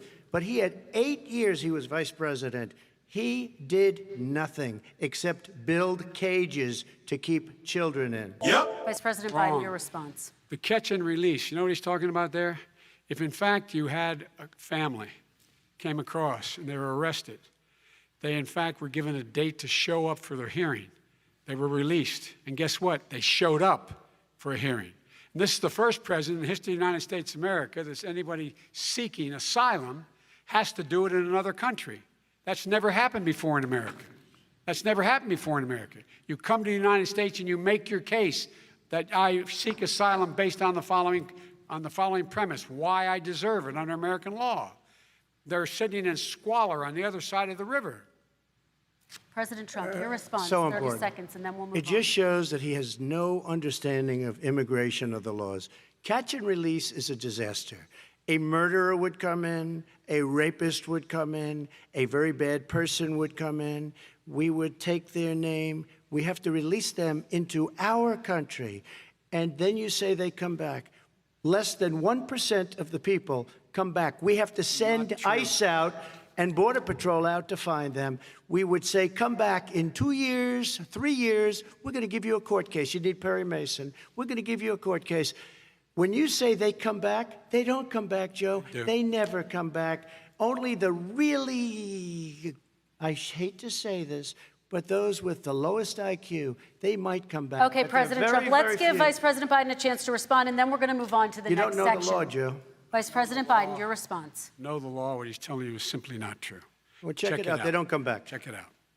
All right, let's move on But we don't have to the worry next about it because they section. terminated it, so we don't have to worry about Let's it anymore. move on to the next And you have section. 525 kids not knowing where in God's name they're going to be and lost their parents. Go ahead. All right, let's talk about our next section, which is race in America. And I want to talk about the way Black and brown Americans experience race in this country. Part of that experience is something called the talk. It happens regardless of class and income. Parents who feel they have no choice but to prepare their children for the chance that they could be targeted, including by the police, for no reason other than the color of their skin. Mr. Vice President, in the next 2 minutes, I want you to speak directly to these families. Do you understand why these parents fear for their children? I do. I do. You know, my daughter is a social worker, and she's written a lot about this. She has a graduate degree from the University of Pennsylvania in social work. And you know, one of the reasons why I ended up working on the east side of Wilmington, Delaware, which is 90% African American, was to learn more about what was going on. I never had to tell my daughter, if she's pulled over, make sure she puts, for a traffic stop, put both hands on top of the wheel and don't reach for the glove box because someone may shoot you. But a black parent, no matter how wealthy or how poor they are, has to teach their child, when you're walking down the street, don't have a hoodie on when you go across the street. Making sure that you, in fact, if you get pulled over, just yes, sir, no, sir, hands on top of the wheel, because you are, in fact, the victim, whether you're a person making child of a $300,000 a year person or someone who's on food stamps. The fact of the matter is, there is institutional racism in America. And we have always said, we've never lived up to it, that we hold these truths to be self-evident. All men and women are created equal. Well, guess what? We have never, ever lived up to it, but we've always constantly been moving the needle further and further to inclusion, not exclusion. This is the first president to come along and says, that's the end of that. We're not going to do that anymore. We have to provide for economic opportunity, better education, better health care, better access to schooling, better access to opportunity to borrow money to start businesses. All the things we can do, and I've laid out a clear plan as to how to do those things, just to give people a shot. It's about accumulating the ability to have wealth as well as it is to be free from violence. President Trump, same question to you, and let me remind you of the question. I would like you to speak directly to these families. Do you understand why these parents fear for their children? Yes, I do. And again, he's been in government 47 years. He never did a thing except in 1994 when he did such harm to the black community. And they were called, and he called them super predators. Yep. And he said that. He said it, super predators. And they have never lived that down. 1994, your crime bill, the super predators. Nobody has done more for the black community than Donald Trump. And if you look, with the exception of Abraham Lincoln, possible exception, but the exception of Abraham Lincoln, nobody has done what I've done. Criminal justice reform, Obama and Joe didn't do it. I don't even think they tried because they had no chance at doing it. They might have wanted to do it, but if you had to see the arms I had to twist to get that done, it was not a pretty picture, and everybody knows it, including some very liberal people that cried in my office. They cried in the Oval Office. 2 weeks later, they're out saying, gee, we have to defeat him. Criminal justice reform, prison reform, opportunity zones with Tim Scott, a great senator from South Carolina. He came in with this incredible idea for opportunity zones. It's one of the most successful programs. People don't talk about it. Tremendous investment is being made. Biggest beneficiary, the black and Hispanic communities, and then historically black colleges and universities.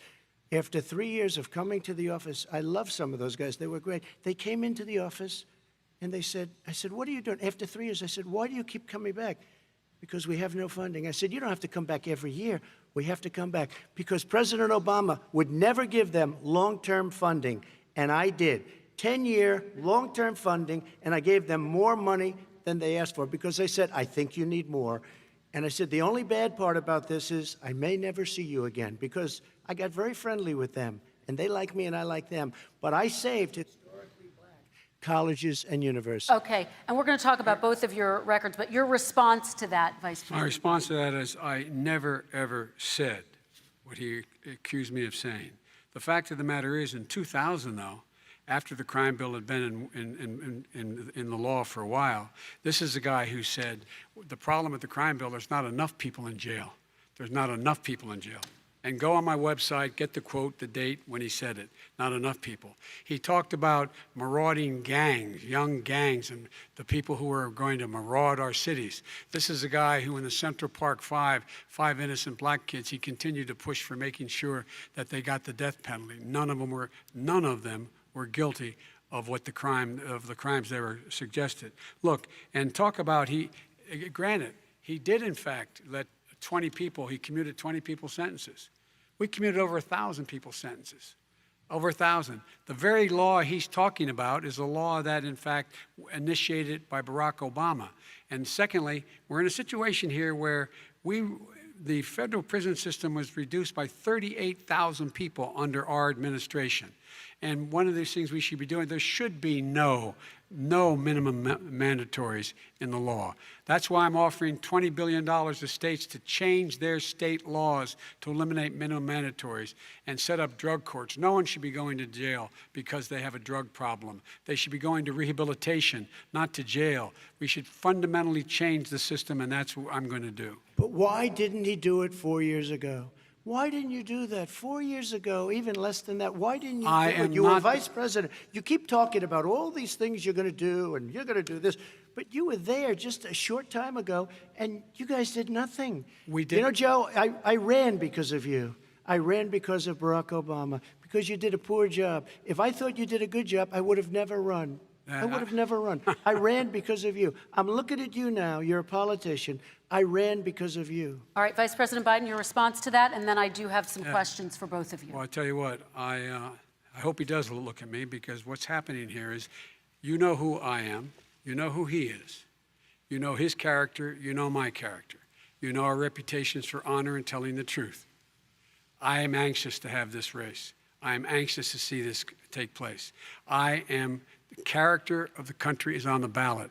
Our character is on the ballot. Look at us closely. Let me ask some follow-up. Excuse me. Please respond, and then we're going to have follow-up If this stuff is true about Russia, Ukraine, China, other countries, Iraq, if this is true, then he's a corrupt politician. All right. So don't give me the stuff about how you're this innocent baby. Joe, they're calling you a corrupt politician. Nobody- Take a look President at the Trump, I laptop want to from stay hell. on the issue Excuse of me, race. We're take a talking look at about the the issue. laptop from hell. President Trump, we're Nobody- talking about race right now, and I do want to stay on the issue of race. President Trump, And I you've have to just respond to that. Please, Because look, very there quickly. are 50 former national intelligence folks who said that what he's accusing me of is a Russian plant. They have said that this has all the five former heads of the CIA, both parties, say what he's saying is a bunch of garbage. Nobody believes it except his and his good friend Rudy Giuliani. You mean the laptop is now another Russia hoax? And You that's gotta exactly be. what. Is this that's where you're exactly going? what. This was is told. where he's going. The That- laptop is Russia, Yes. Gentlemen, Russia. I want to stay on the issue of race. You okay? have to be kidding. Here we Mr. go President, again with Russia. We're going to continue Boy, on the oh, issue of race. Mr. President, believe you've that one. described the Black Lives Matter movement as a symbol of hate. You've shared a video of a man chanting white power to millions of your supporters. You've said that black professional athletes exercising their First Amendment rights should be fired. What do you say to Americans who say that kind of language from a president is contributing to a climate of hate and racial strife? Well, you have to understand, the first time I ever heard of Black Lives Matter, they were chanting pigs in a blanket, talking about police. Pigs, talking about our police. Pigs in a blanket, fry them like bacon. I said, that's a horrible thing. And they were marching down the street. And that was my first glimpse of Black Lives Matter. I thought it was a terrible thing. As far as my relationships with all people, I think I have great relationships with all people. I am the least racist person in this room. But what do you say to Americans who are concerned by that rhetoric? I don't and by know. the, I mean, I the don't know videos? what to say. I got criminal justice reform done and prison reform and opportunity zones. I took care of black colleges and universities. I don't know what to say. They can say anything. I mean, they can say anything. It makes me sad because I am the least racist person. I can't even see the audience because it's so dark. But I don't care who's in the audience. I'm the least racist person in this room. Okay, Vice President Biden, let me ask you very quickly, and then I have a follow-up question for you. Abraham Lincoln here is one of the most racist presidents we've had in modern history. He pours fuel on every single racist fire. Every single one. Started off his campaign coming down the escalator saying he's going to get rid of those Mexican rapists. He's banned Muslims because they're Muslims. He has moved around and made everything worse across the board. He says about the poor boys, last time we were on stage here, he said, I told them to stand down and stand ready. Come on. This guy has a dog whistle about as big as a foghorn. President Trump, I'm going to give you 10 seconds Who to that? respond. Poor and then I have a boys? follow-up No, question. he made a reference to Abraham Lincoln. Where did that come in? I mean, You said where you're did that- Abraham No, Lincoln. where did that? No. You said- I said not since Abraham Lincoln has anybody done what I've done for the black community. And I'm I didn't saying- say I'm Abraham Lincoln. I said not since Abraham Lincoln has anybody done what I've done for the black community. Now, you have done nothing other than the crime bill, which put Oh, God. tens of thousands of black men, mostly in jail. All right, let me- And you know let me what? a- let me they ask remember Vice it because President if you Biden look a at what's question. happening with the voting right now, Let me ask they Vice remember President that Biden you treated them about- very, very badly. The- Just the- take a look at what's happening out there. Vice President Biden, let me give you a chance to respond within this context. Crime bills that you supported in the 80s and 90s contributed to the incarceration of tens of thousands of young black men who had small amounts of drugs in their possession. They are sons, they are brothers, they're fathers, they're uncles, whose families are still to this day, some of them suffering the consequences. So speak to those families. Why should they vote for you? One of the things is that in the 80s, we passed 100%, all 100 senators voted for it, a bill on drugs and how to deal with drugs. It was a mistake. I've been trying to change the since then, particularly the portion on cocaine. That's why I've been arguing that, in fact, we should not send anyone to jail for a pure drug offense. They should be going into treatment across the board. That's what we should be spending money on. That's why I set up drug courts, which were never funded by our Republican friends. They should not be going to jail for a drug or an alcohol problem. They should be going into treatment. Treatment. That's what we've been trying to do. That's what I'm going to get done because I think the American people have now seen that, in fact, it was a mistake to pass those laws relating to drug. But they were not in the crime bill. But Okay, why so- didn't he get it done? See, it's all talk, no action with these politicians. Why didn't he get it done? That's what I'm going to do when I become president. You were vice president along with Obama as your president, your leader, for 8 years. Why didn't you get it done? You had 8 years to get it done. Now you're saying you're going to get it done because you're all talk and no action, Jim. We got a Your lot of response. it done. We released You didn't get 38,000. We anything got done. 38,000 prisoners left from the. You got out- nothing done. 38,000 prisoners were released from federal prison. There were over 1,000 people who were given clemency. In fact, we're the ones that put in the legislation saying we could look at pattern and practice of police departments and what they were doing, how they were conducting themselves. I could go on, but we began the process. We lost an election. That's why I'm running to win back that election and change his terrible policy. I Quick just response, asked, and then we're I gonna just move asked on one to climate question. change. Why didn't you do it in the 8 years, a short time ago? Why didn't you do it? You just said, I'm going to do that, I'm going to do this. You put tens of thousands of mostly black young men in prison. Now you're saying you're going to undo that. Why didn't you get it done? You had 8 years with Obama. You know why, Because- Joe? Because you're all talk and no action. All right, Vice President Because we Biden, had and a then we're different- going to move on to the next section. We had a Republican Congress. That's the answer. Well, you Okay. got to talk them into it, Joe. All Sometimes right. you got to talk them into it. We're going to move on to our next section, Like I which did is with criminal climate justice change. reform. I had Okay. to talk Democrats into it. Gentlemen, You did we're, what we we're running out of already done. time, so we got to get on to Okay. climate change, please. You both have very different visions on climate change. President Trump, you say that environmental regulations have hurt jobs in the energy sector. Vice President Biden, you have said you see addressing climate change as an opportunity to create new jobs. For each of you, how would you both combat climate change and support job growth at the same time? Starting with you, President Trump, you have 2 minutes uninterrupted.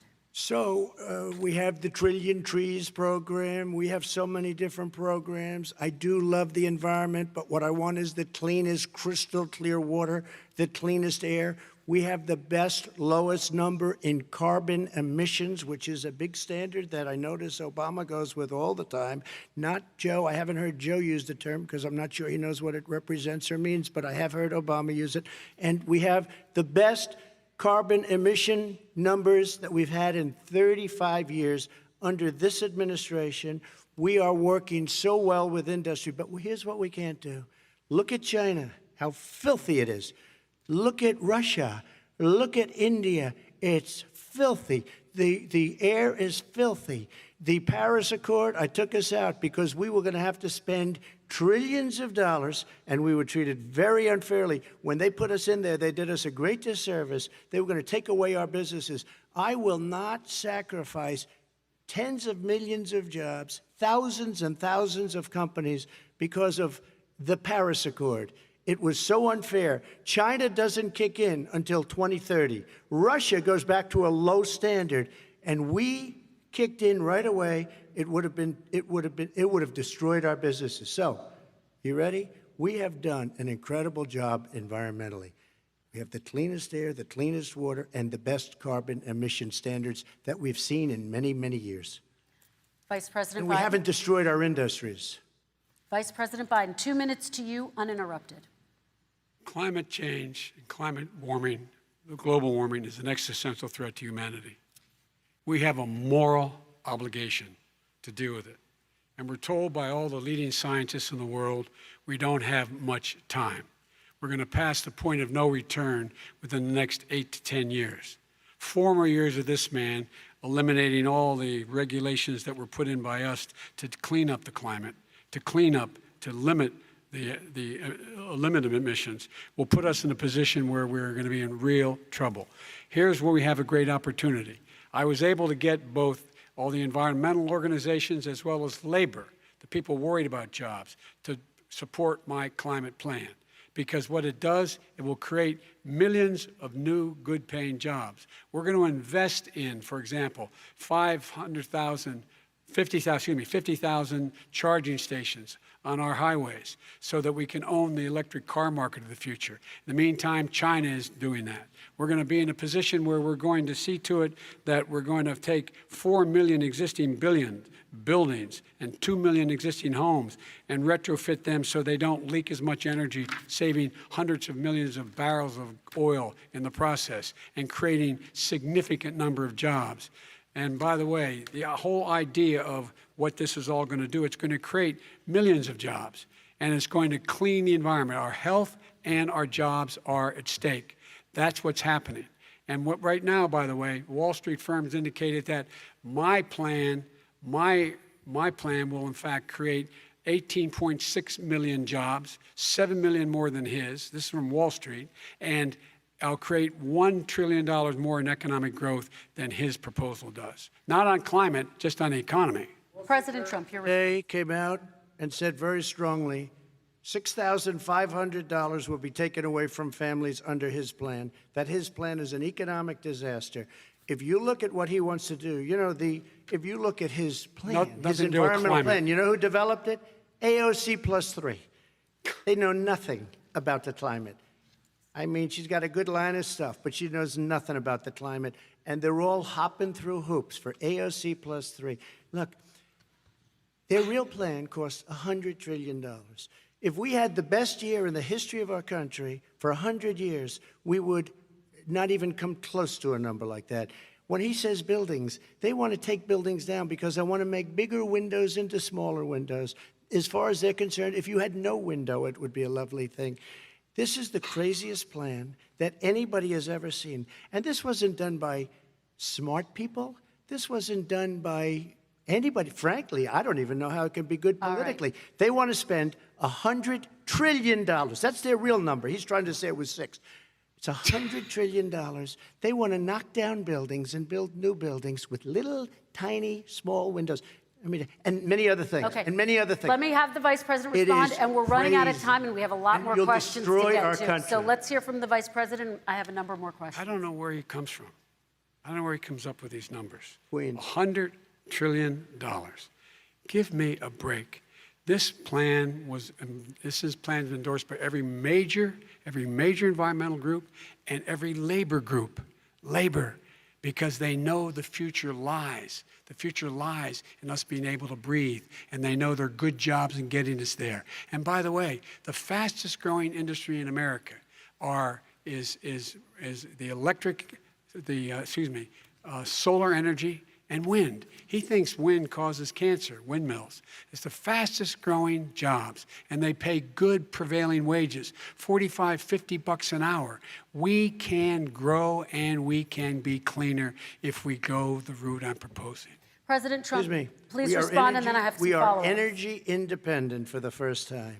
We don't need all of these countries that we had to fight war over because we needed their energy. We are energy independent. I know more about wind than you do. It's extremely expensive, kills all the birds, it's very intermittent, it's got a lot of problems, and they happen to make the windmills in both Germany and China. And the fumes coming up, if you're a believer in carbon emission, the fumes coming up to make these massive windmills is more than anything that we're talking about with natural gas, which is very clean. One other thing. Find me a scientist who said that. I love solar, but solar doesn't quite have it yet. It's not powerful yet to really run our big, beautiful factories that we need to compete with the world. So false. It's all a pipe dream. But you know what we'll do? We're going to have the greatest economy in the world. But if you want to kill the economy, get rid of your oil industry. And what about fracking? All right, let me allow Vice President Biden to respond. I never said I oppose fracking. You said it on tape. I did. Show the tape. Put it on your website. Put it on the website. The fact of the matter is he's flat lying. Would you rule out banning fracking? I do rule out banning fracking because the answer, we need other industries to transition to get to ultimately a complete zero emissions by 2025. What I will do with fracking over time is make sure that we can capture the emissions from the fracking, capture the emissions from gas. We can do that, and we can do that by investing money in doing it, but it's a transition to that. I have one more question in this pot, and then Excuse me, we have. he was against fracking. He said it. I will show that to you tomorrow. I am against fracking. Until he got the nomination, went to Pennsylvania, then he said, but you know what, Pennsylvania? He'll be against it very soon because his party is totally against it. Fracking on federal land, I said. No fracking and/or oil on federal Let land. me ask this final question in this section, and then I want to move on to our final section. President Trump, people of color are much more likely to live near oil refineries and chemical plants. In Texas, there are families who worry the plants near them are making them sick. Your administration has rolled back regulations on these kinds of facilities. Why should these families give you another 4 years in office? The families that we're talking about are employed heavily, and they're making a lot of money, more money than they've ever made. If you look at the kind of numbers that we produce for Hispanic, for Black, for Asian, it's 9 times greater, the percentage gain, than it was under, in 3 years, than it was under 8 years of the 2 of them, to put it nicely. 9 times more. Now, somebody lives, I have not heard the numbers or the statistics that you're saying, but they're making a tremendous amount of money economically. We saved it, and I saved it again a number of months ago when oil was crashing because of the pandemic. Okay. We saved it. We got, say what you want about relationship, we got Saudi Arabia, Mexico, and Russia to cut back, way back. We saved our oil industry, and now it's very vibrant again. All right. And everybody has very inexpensive gasoline. Remember Vice President Biden, your response, and then we're going to have a final question for both of you. My response is that those people live on what they call fence lines. He doesn't understand this. They live near chemical plants that, in fact, pollute, chemical plants and oil plants and refineries that pollute. I used to live near that when I was growing up in Claymont, Delaware. And all the more oil refineries in Marcus Hook and the Delaware River than there is any place, including in Houston at the time. When my mom get in the car and when there was first frost to drive me to school, turn in the windshield wiper, there'd be an oil slick in the window. That's why so many people in my state were dying and getting cancer. The fact is, those frontline communities, it doesn't matter what you're paying them, it matters how you keep them safe. What do? And you impose restrictions on the pollutants the pollutants coming out of those fence line communities. Okay, I have one final question. Would he close down the oil industry? It falls. Would you close down the falls- oil By industry? the way, I would transition from the oil industry, yes. Oh, I will that's transition. a big statement. It is a big statement. That's a big because statement. I would stop Why would you do that? because the oil industry pollutes significantly. I see. Here's the deal. But That's you a can't big do statement. that. Well, if you let me finish the statement, because it has to be replaced by renewable energy over time. And I'd stop giving to the oil industry, I'd stop giving them federal subsidies. He won't give federal subsidies to the gas, to solar and wind. Yeah. Why are we giving it to oil industry? We actually do All give right. it to solar and wind. We And have that's one maybe the final biggest question. statement in terms of business. That's the biggest statement. Okay. Because We have basically one what he's final saying question, is he is Mr. going to President. destroy the oil industry. Will you remember that, Texas? Will you Okay. remember that, Pennsylvania, Oklahoma? Vice President Biden, let me give you 10 seconds to respond, and then I Ohio. have to get to the final question. Vice President Biden. He takes everything out of context. But the point is, look, we have to move toward a net zero emissions. The first place to do that by the year 2035 is in energy production. By 2050, totally. All right. One Is he gonna final get question China to to both do of it? you. No, we're finished with Is this. he We going have to to get move on China to to our do it? final question. We have to I'm move going on to to our final rejoin Paris question. Accord and make China abide by what they agreed to. All right, That'll this cost you is $1 about trillion. leadership, gentlemen. And this first question does go to you, President Trump. Imagine this is your inauguration day. What will you say in your address to Americans who did not vote for you? You'll each have 1 minute, starting with you, Mr. We have to make our country totally successful as it was prior to the plague coming in from China. Now we're rebuilding it, and we're doing record numbers, 11.4 million jobs in a short period of time, et cetera. But I will tell you, go back. Before the plague came in, just before, I was getting calls from people that were not normally people that would call me.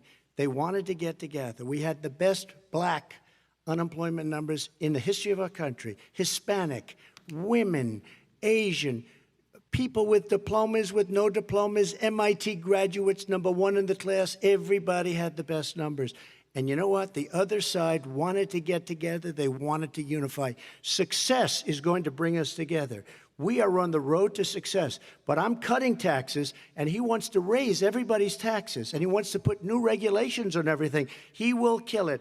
If he gets in, you will have a depression, the likes of which you've never seen. Your 401ks will go to hell, and it'll be a very, very sad day for this country. All right.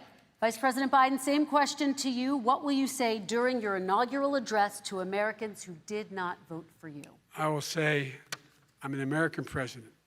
I represent all of you, whether you voted for me or against me. And I'm going to make sure that you're represented.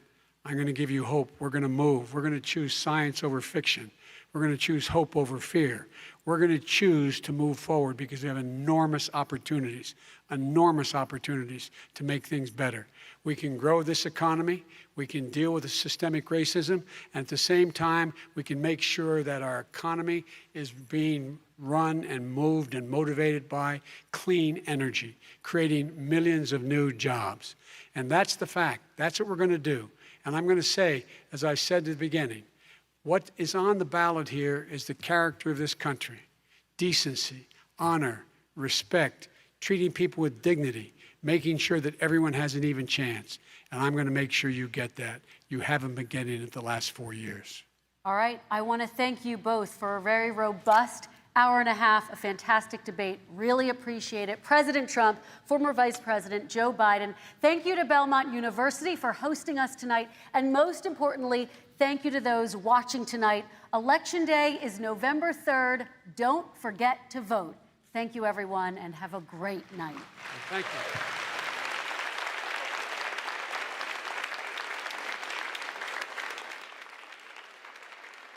Okay, I really enjoyed that one. That was a good one. All right, I'm gonna turn the sound off right here just so you can kind of see what's happening, because there's no sound happening here. I just want you to see what's going on, but the microphones aren't on or anything, and you can see that's Jill Biden. That's an interesting combination. I'm sure that mask does nothing. You hugging with a mask on? Why? What's the purpose? You just talk for like 2 hours with your mask off. Now you want to put it on to hug your wife? I don't understand. Now, Melania, I think she had the virus recently, so I can maybe understand that. But why Jill and why Joe? I don't really understand.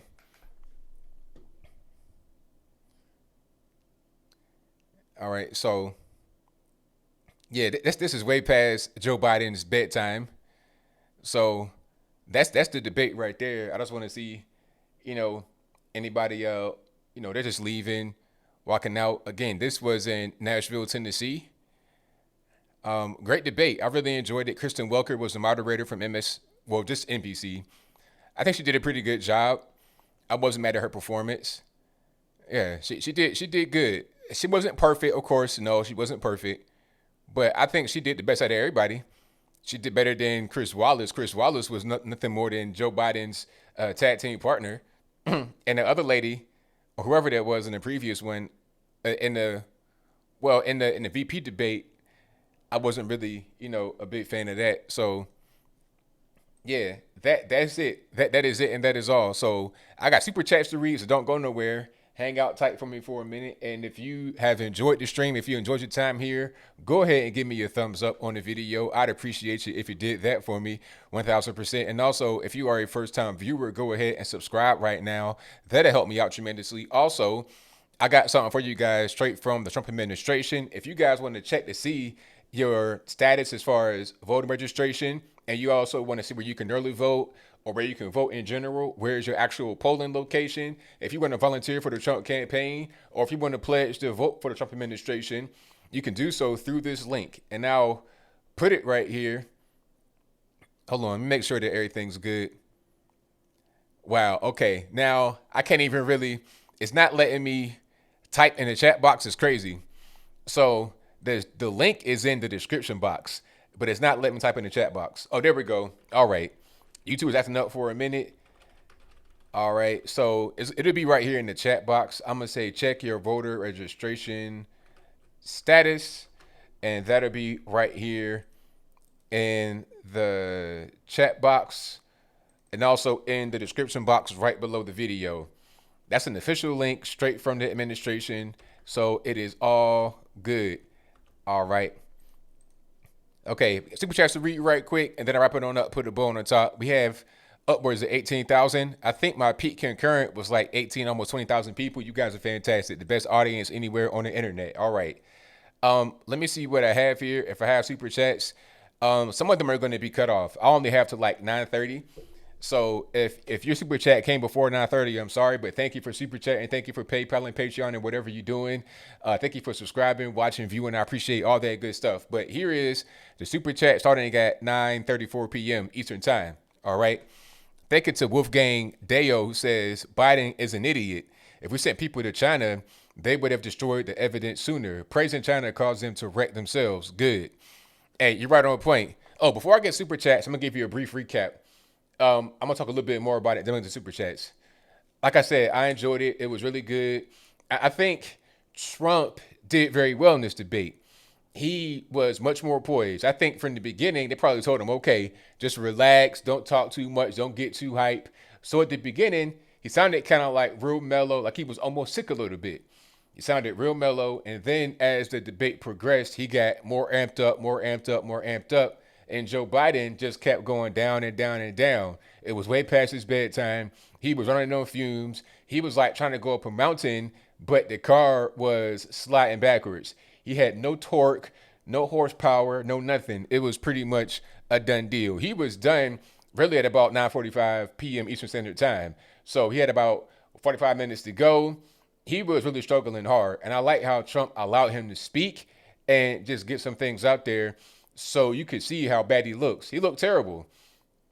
He lied quite a bit about the whole thing of the laptop and Burisma Holdings and China and Russia and Ukraine, and also about fracking. There's plenty of videos where Joe Biden is explicitly saying during this campaign cycle, not a long time ago, but this year, that he is opposed to fracking. You can see that on my Twitter page right now, twitter.com/Anthony B. Logan.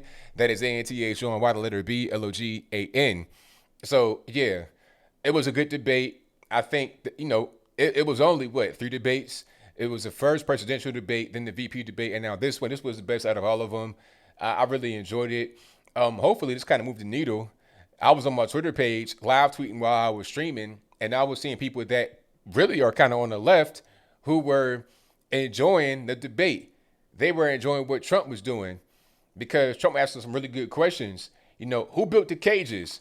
Who built the cages? Like, it was like Jack Nicholson, you can't handle the truth. It was like that. It was crazy.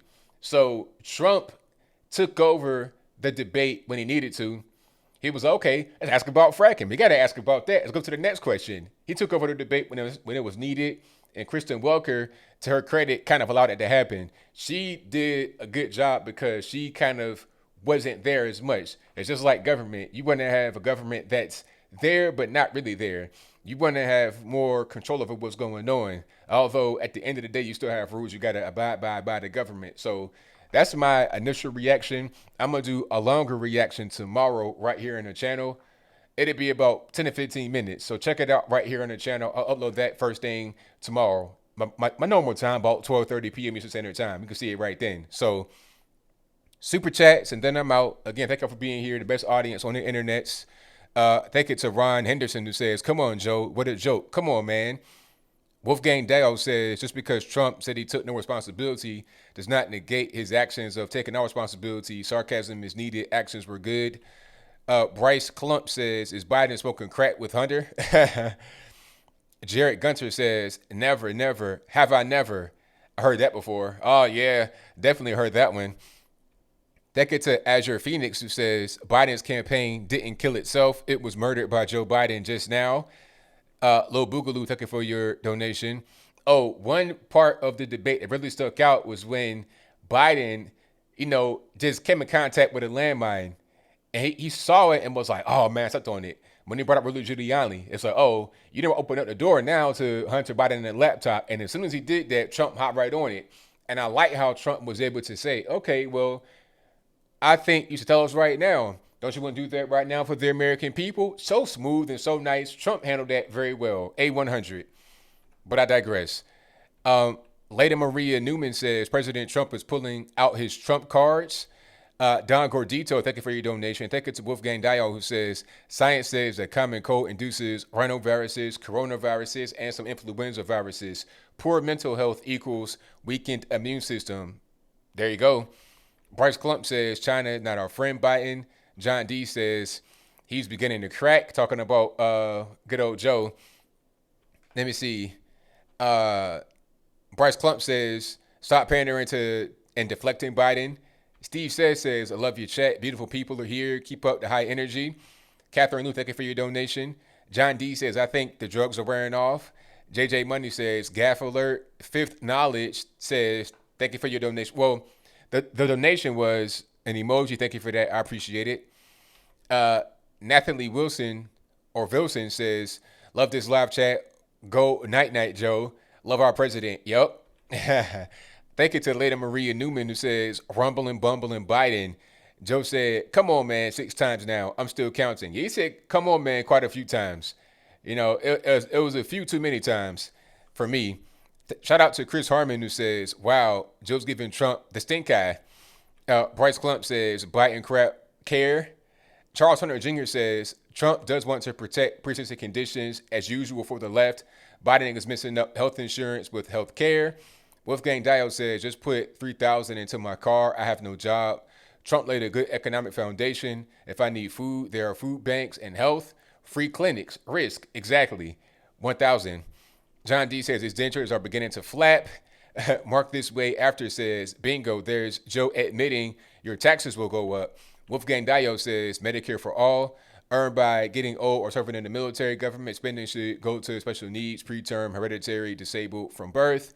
Lady Maria Newman says he was just in the White House for 8 long years with Obama, and they did as terrible. Now they want us to vote Joe back in. They didn't make good on their words to the American people. They fooled us with 2 terms. Exactly. Thank you to Josh Neuber and Mr. Mold Finder for your donations. Thank you to Alt Rock Lover, who says, hey, Joe, where's Corn Pop? Bryce Clump says, we're not going to bail out riotous cities. Amen to that one. Young Irk 420 says, every time he says, come on, take a shot. Wolfgang Dial says, let him go bankrupt, volunteer, and then ask for back pay, food bank, Salvation Army, churches, philanthropy, stop funding idiots/checkbooks. Very well said. Josh says, hey, ABL, can you go over 50 minutes, about 58 after? I'm not sure what that means. E Double says, Biden seems irritated. Ramu Entertainment says they want Walter the puppet to be president. I wish there was a way for them to experience that punishment while we have Trump. Thanks, ABL. And thanks for your donation, man. Definitely appreciate you. Let me see. SSGSS Jake 1456 says, let Trump talk. They cut him off every 15 seconds. Mike Cringe says, Trump needs to stay cool. He started so good. I loved he gave the moderator a compliment. Much love from Milwaukee, ABL. You have a good point.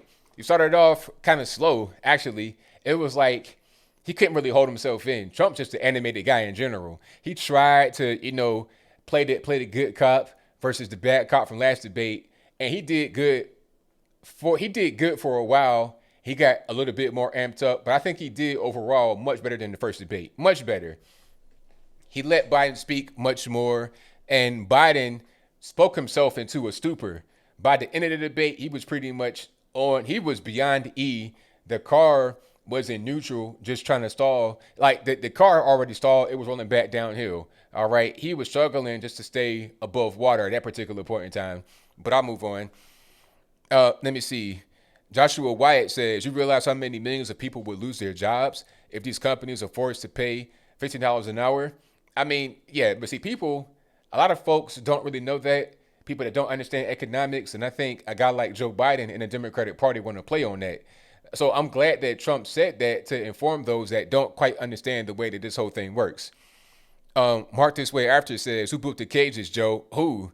Facts. Obama administration deported and separated more families than Trump. Big facts. Wolfgang says, never going to be more than Vice President Joe.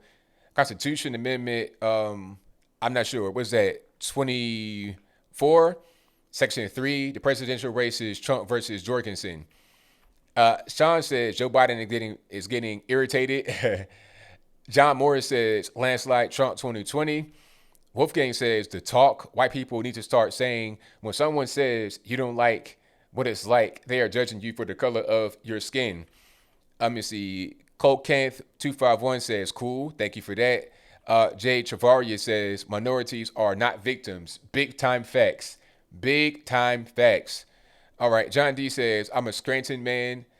Mumble, blink, 300, 500, 1,000, 1,000, zillion people. Thank you to Molly Smile for becoming a member of the ABL squad.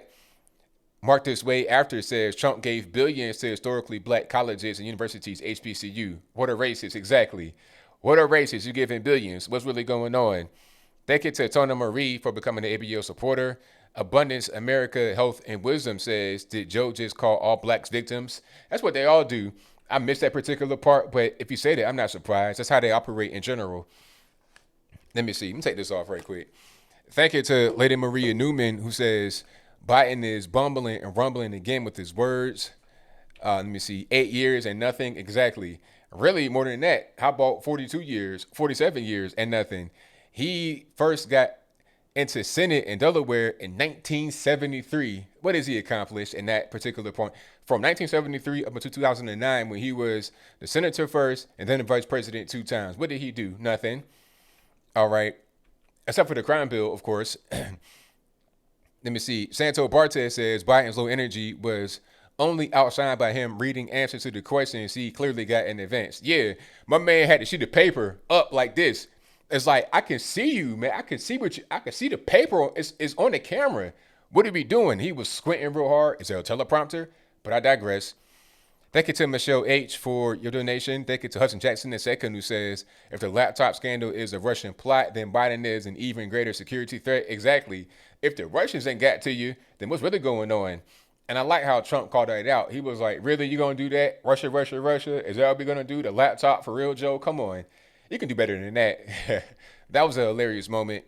Thank you to Dale Box 1, who says, Trump 2020, MAGA. Thank you for that. Thank you to Jared Matthews for your donation. Thank you to Fearmatix Fear, who says, so Trump answered about BLM and not Biden first debate. Are you kidding me? And here I am being told to vote for Biden. Parents, Black Trump, vote here. There you go.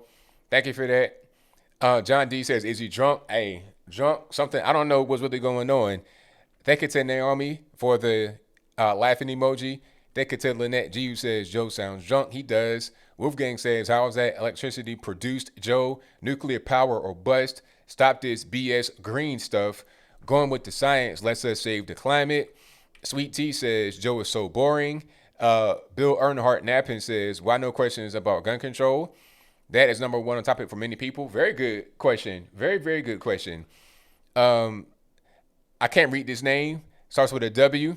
WMRY says, I call BS on Biden with his fracking comment. Time for Sleepy Joe to get another shot of B12. There you go. Hey, that shot wore off at about 9:45. Ever since then, he was running straight downhill with no gasoline, no safety net, no harness or nothing. You know, if the debate didn't end, he went straight through the windshield, basically. But anyway, thank you to Demon of Games, who says, love your channel, great content. This is crazy. Thank you.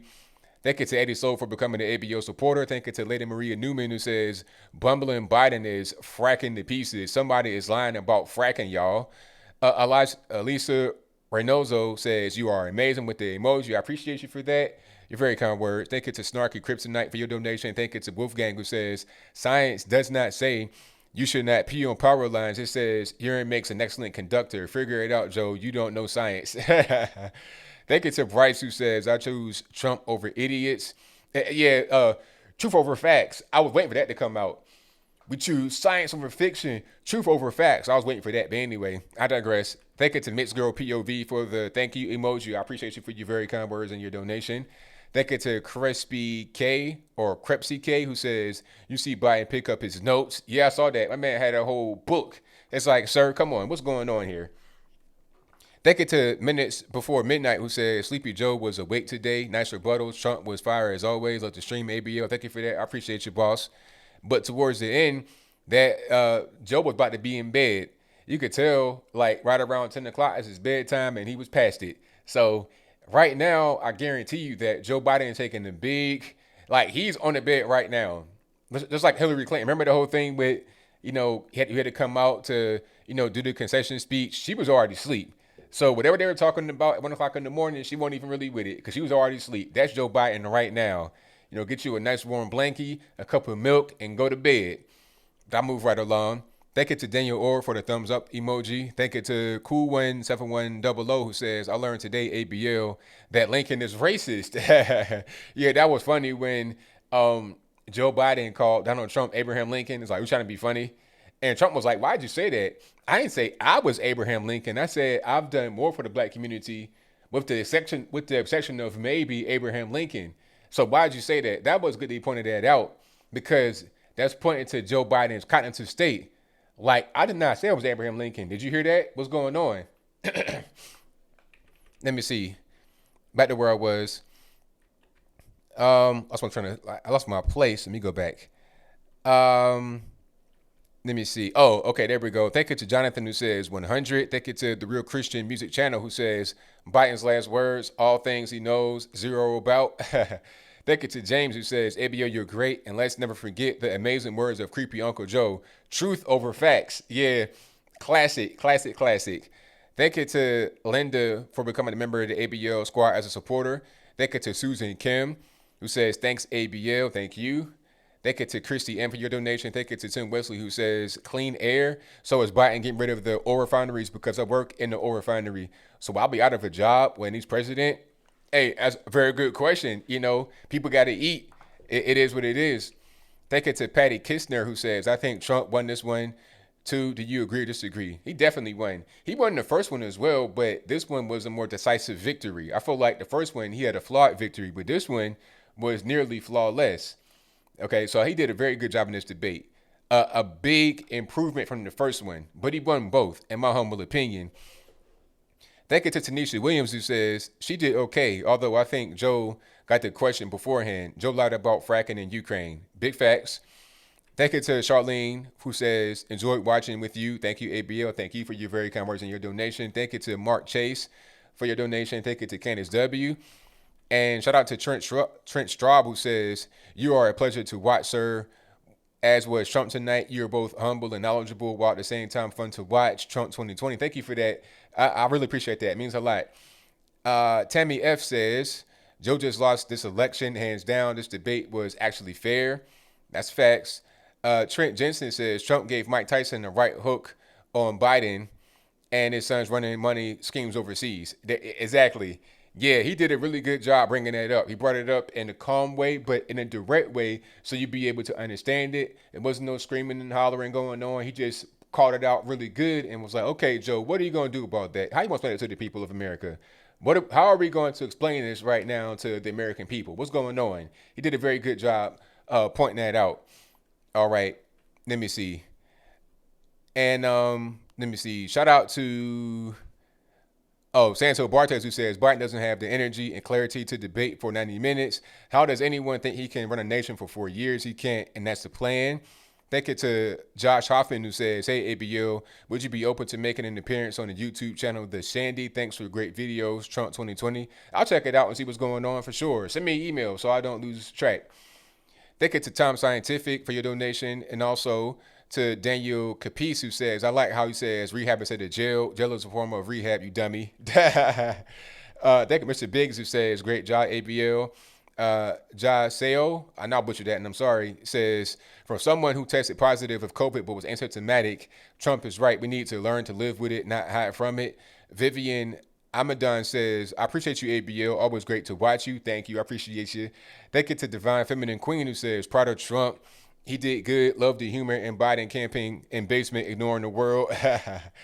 Tanisha Williams says, the guy was partners with Hunter, did a live interview and said the emails are real and Joe knew about everything and received payments. I believe it. And shout out to him. I think his name is, let me check it out right here. Tony Bobulinski. Shout out to Tony Bob. And Leo Mazzino says, feel like I got allergies now since the mask mandate in New Jersey. Hey, you know what? People are having problems with that mask thing. It's causing other health problems. And if you're going to have a mask mandate, let's let it be a thing that does not cause other issues. All right. The mask should be for me to have and help me with health issues, not cause more. All right. I got a few more here and then I'll wrap it up. Let me see. Thank you to Adam Bull, who says, poor boys did nothing wrong. Hilarious. The poor boys comment was just fantastic. At that particular point in time, Joe Biden was done. He was out of it totally. Divine Feminine Queen says, here's the deal, Barack Obama. Exact words. Exactly. Yeah, here's the deal. That was his whole thing. Here's the deal. And then here comes Joe Biden with the same thing. Thank you to Threat Level Midnight, who says, Illinois for Trump. There you go. MAGA country. Ain't that right? Roberto Perez says, Trump did a great job rattling him all night long. Kristen Welker did an incredible job. I got to give her credit. She did a very good job. The best moderator yet. And that's a shame because she is not a Trump fan and works for NBC, but she did better than Chris Wallace. So what does that tell you? What's going on Fox News? But I digress. Different story. Thank you to Samuel Barge, who said Sleepy Joe got put to sleep. Yeah, he did. By the end of it, he was pretty much somewhere else. He was talking in his sleep at that particular point in time. Thank you to Ed2276, who says, love this debate. Trump destroyed Biden. I wish Trump had taken this tack in the first debate. Biden would have been done. Dave MCL says, fact checker, all versus Trump. Even said the 2 mil estimated was false when I actually remember them saying it. Also called the Biden story proven false already from the impeachment. There you go. Thank you for your donation. Thank you to Wolfgang, who says, Constitution Amendment 14, Section 3, supporting insurrection, rebellion, peaceful rioting was promoted by Biden and other Democrats. Thank you to Maria Miller, who says, Biden with the Pinocchio. Is that a Pinocchio nose? Laughing. Thank you for that. Thank you to 95 Arrow Boy, who says, that's why 50 Cent went to Trump over the Biden tax increase. Love it, ABL. Thank you for that, boss. Definitely appreciate you. Linda Harper says, Trump keep hitting them with, why didn't you do anything in 8 years? Biden started slurring and his usual bumbling. Because what can you really say? I mean, what can you can't really combat that in a real way at all. I like how Trump did not let up. That was very good. Charlene S says, Joe insinuated that all blacks are on food stamps. Did I hear that right? Oh, yeah. You heard that right. Just like you said with the roaches and the leg hair and you ain't black and all this and that and the third. That's what he thinks. You know, poor kids, just as bright as white kids. You know, the thing. That's what he does. And I think by now we all know this. So I'm glad that he was able to get some more of his ideas out there that he's been talking about for a very long time now. But again, I digress. Thank you to Drift Madness, who says, me and Melissa are watching you, and you said last time it's not a car channel. You've been talking about cars all night. I have no idea what you're talking about. Did I say that? Oh. Thank you to Sierra Romeo 71, who says, key issue in this debate is fracking the fossil fuels as the Electoral College road to victory goes directly through Pennsylvania. Pennsylvania holds the key to Trump winning. There you go. Because that was a point of contention last time, and you got Biden talking about, oh, well, maybe fracking. That's why he's been there all the time, and he lives right there in Wilmington. He can go right across the street to Philadelphia and just campaign from there. Not going to Pittsburgh or York or anywhere else, just going to Philadelphia. It's like, okay, you staying to one part of the state. How about you go a little bit inland, go up in the mountains and see what's going on with the people up there. Go to cold country for real. That's not Philadelphia, but I digress. Thank you to JSE1, who says, great job tonight, ABL. Hope FBI and Senate fully investigate Biden. Hopefully they do. Hopefully ain't no dog and pony show. Thank you to Chris Yardy 202, who says, Bata Boy Puff Daddy said he want Biden so he can hold him accountable. He ain't gonna do nothing. He ain't hold him accountable for the past 40 years. What you gonna do now? Thank you to Bryce, who says, Biden wants to pass on gas. Hold on. All right, let me go back to where I was. Thank you to John Henry for your donation. Thank you to BRL. And thank you to Lena Bonnet, who says, love you. ABL, you're amazing. Thank you for that. I appreciate you. Thank you to Linda B for the #1 fan emoji. Thank you to Scotty Flintstone, who says, no changes to the Constitution. Thank you to Lee Harris, who says, keep it up with the emoji. And thank you to Forrest Law 89, who says, Trump in response to Joe Biden asking, where are you from? Queens. Loved it. Absolutely.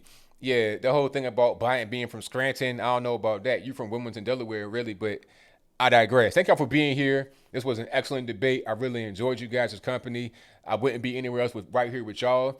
So if you're not subscribed yet for whatever the reason may be, go ahead and subscribe right now and click the bell for more live videos, more pre-recorded videos, all that good stuff. I'll do a recap of this tomorrow. First thing, it'll be about 10 to 15 minutes long, and I'll write an article about it too to give you all of the key points and my particular viewpoint on it. All right, and thank you, Freddie, for the money for the oppressed money. Yeah, I need some money in the oppression fund because Joe Biden said that, if you ain't poor, you ain't black. If you, not a poor kid, not a black kid, but whatever. Thank y'all for being here. The mods did a great job. Thank you, Bill from the Hills, Killer Sushi, everybody that's here. You guys are fantastic. I couldn't do it without you guys. I see True Helper in the building. Thank you, boss. Everybody that's here, everybody that watched, shared, donated, subscribed, whatever you're doing, I appreciate it. I'll be back tomorrow with more pre-recorded videos, and I'll be live again this Saturday at 8 p.m. Eastern Standard Time. And my last little push, if you are going to go vote, if you got to register to vote, I'm not sure if you're able to still, but if you want to know where to vote early or on a day, like voting in person, if you want to know about mail-in voting, if you have to for your particular state, hopefully you don't have to, but if you want to know about that, there's a link in the description box that will tell you all your information, everything you need to know. Straight from the Trump campaign. It's an official link. Ain't no data grab or nothing like that. It's just me trying to help you. All right. So you can check your voter registration status right here through the link in the chat box, also in the description box. All right. So that'll be all I got for tonight. So until next time, y'all be safe. I'm out, and peace.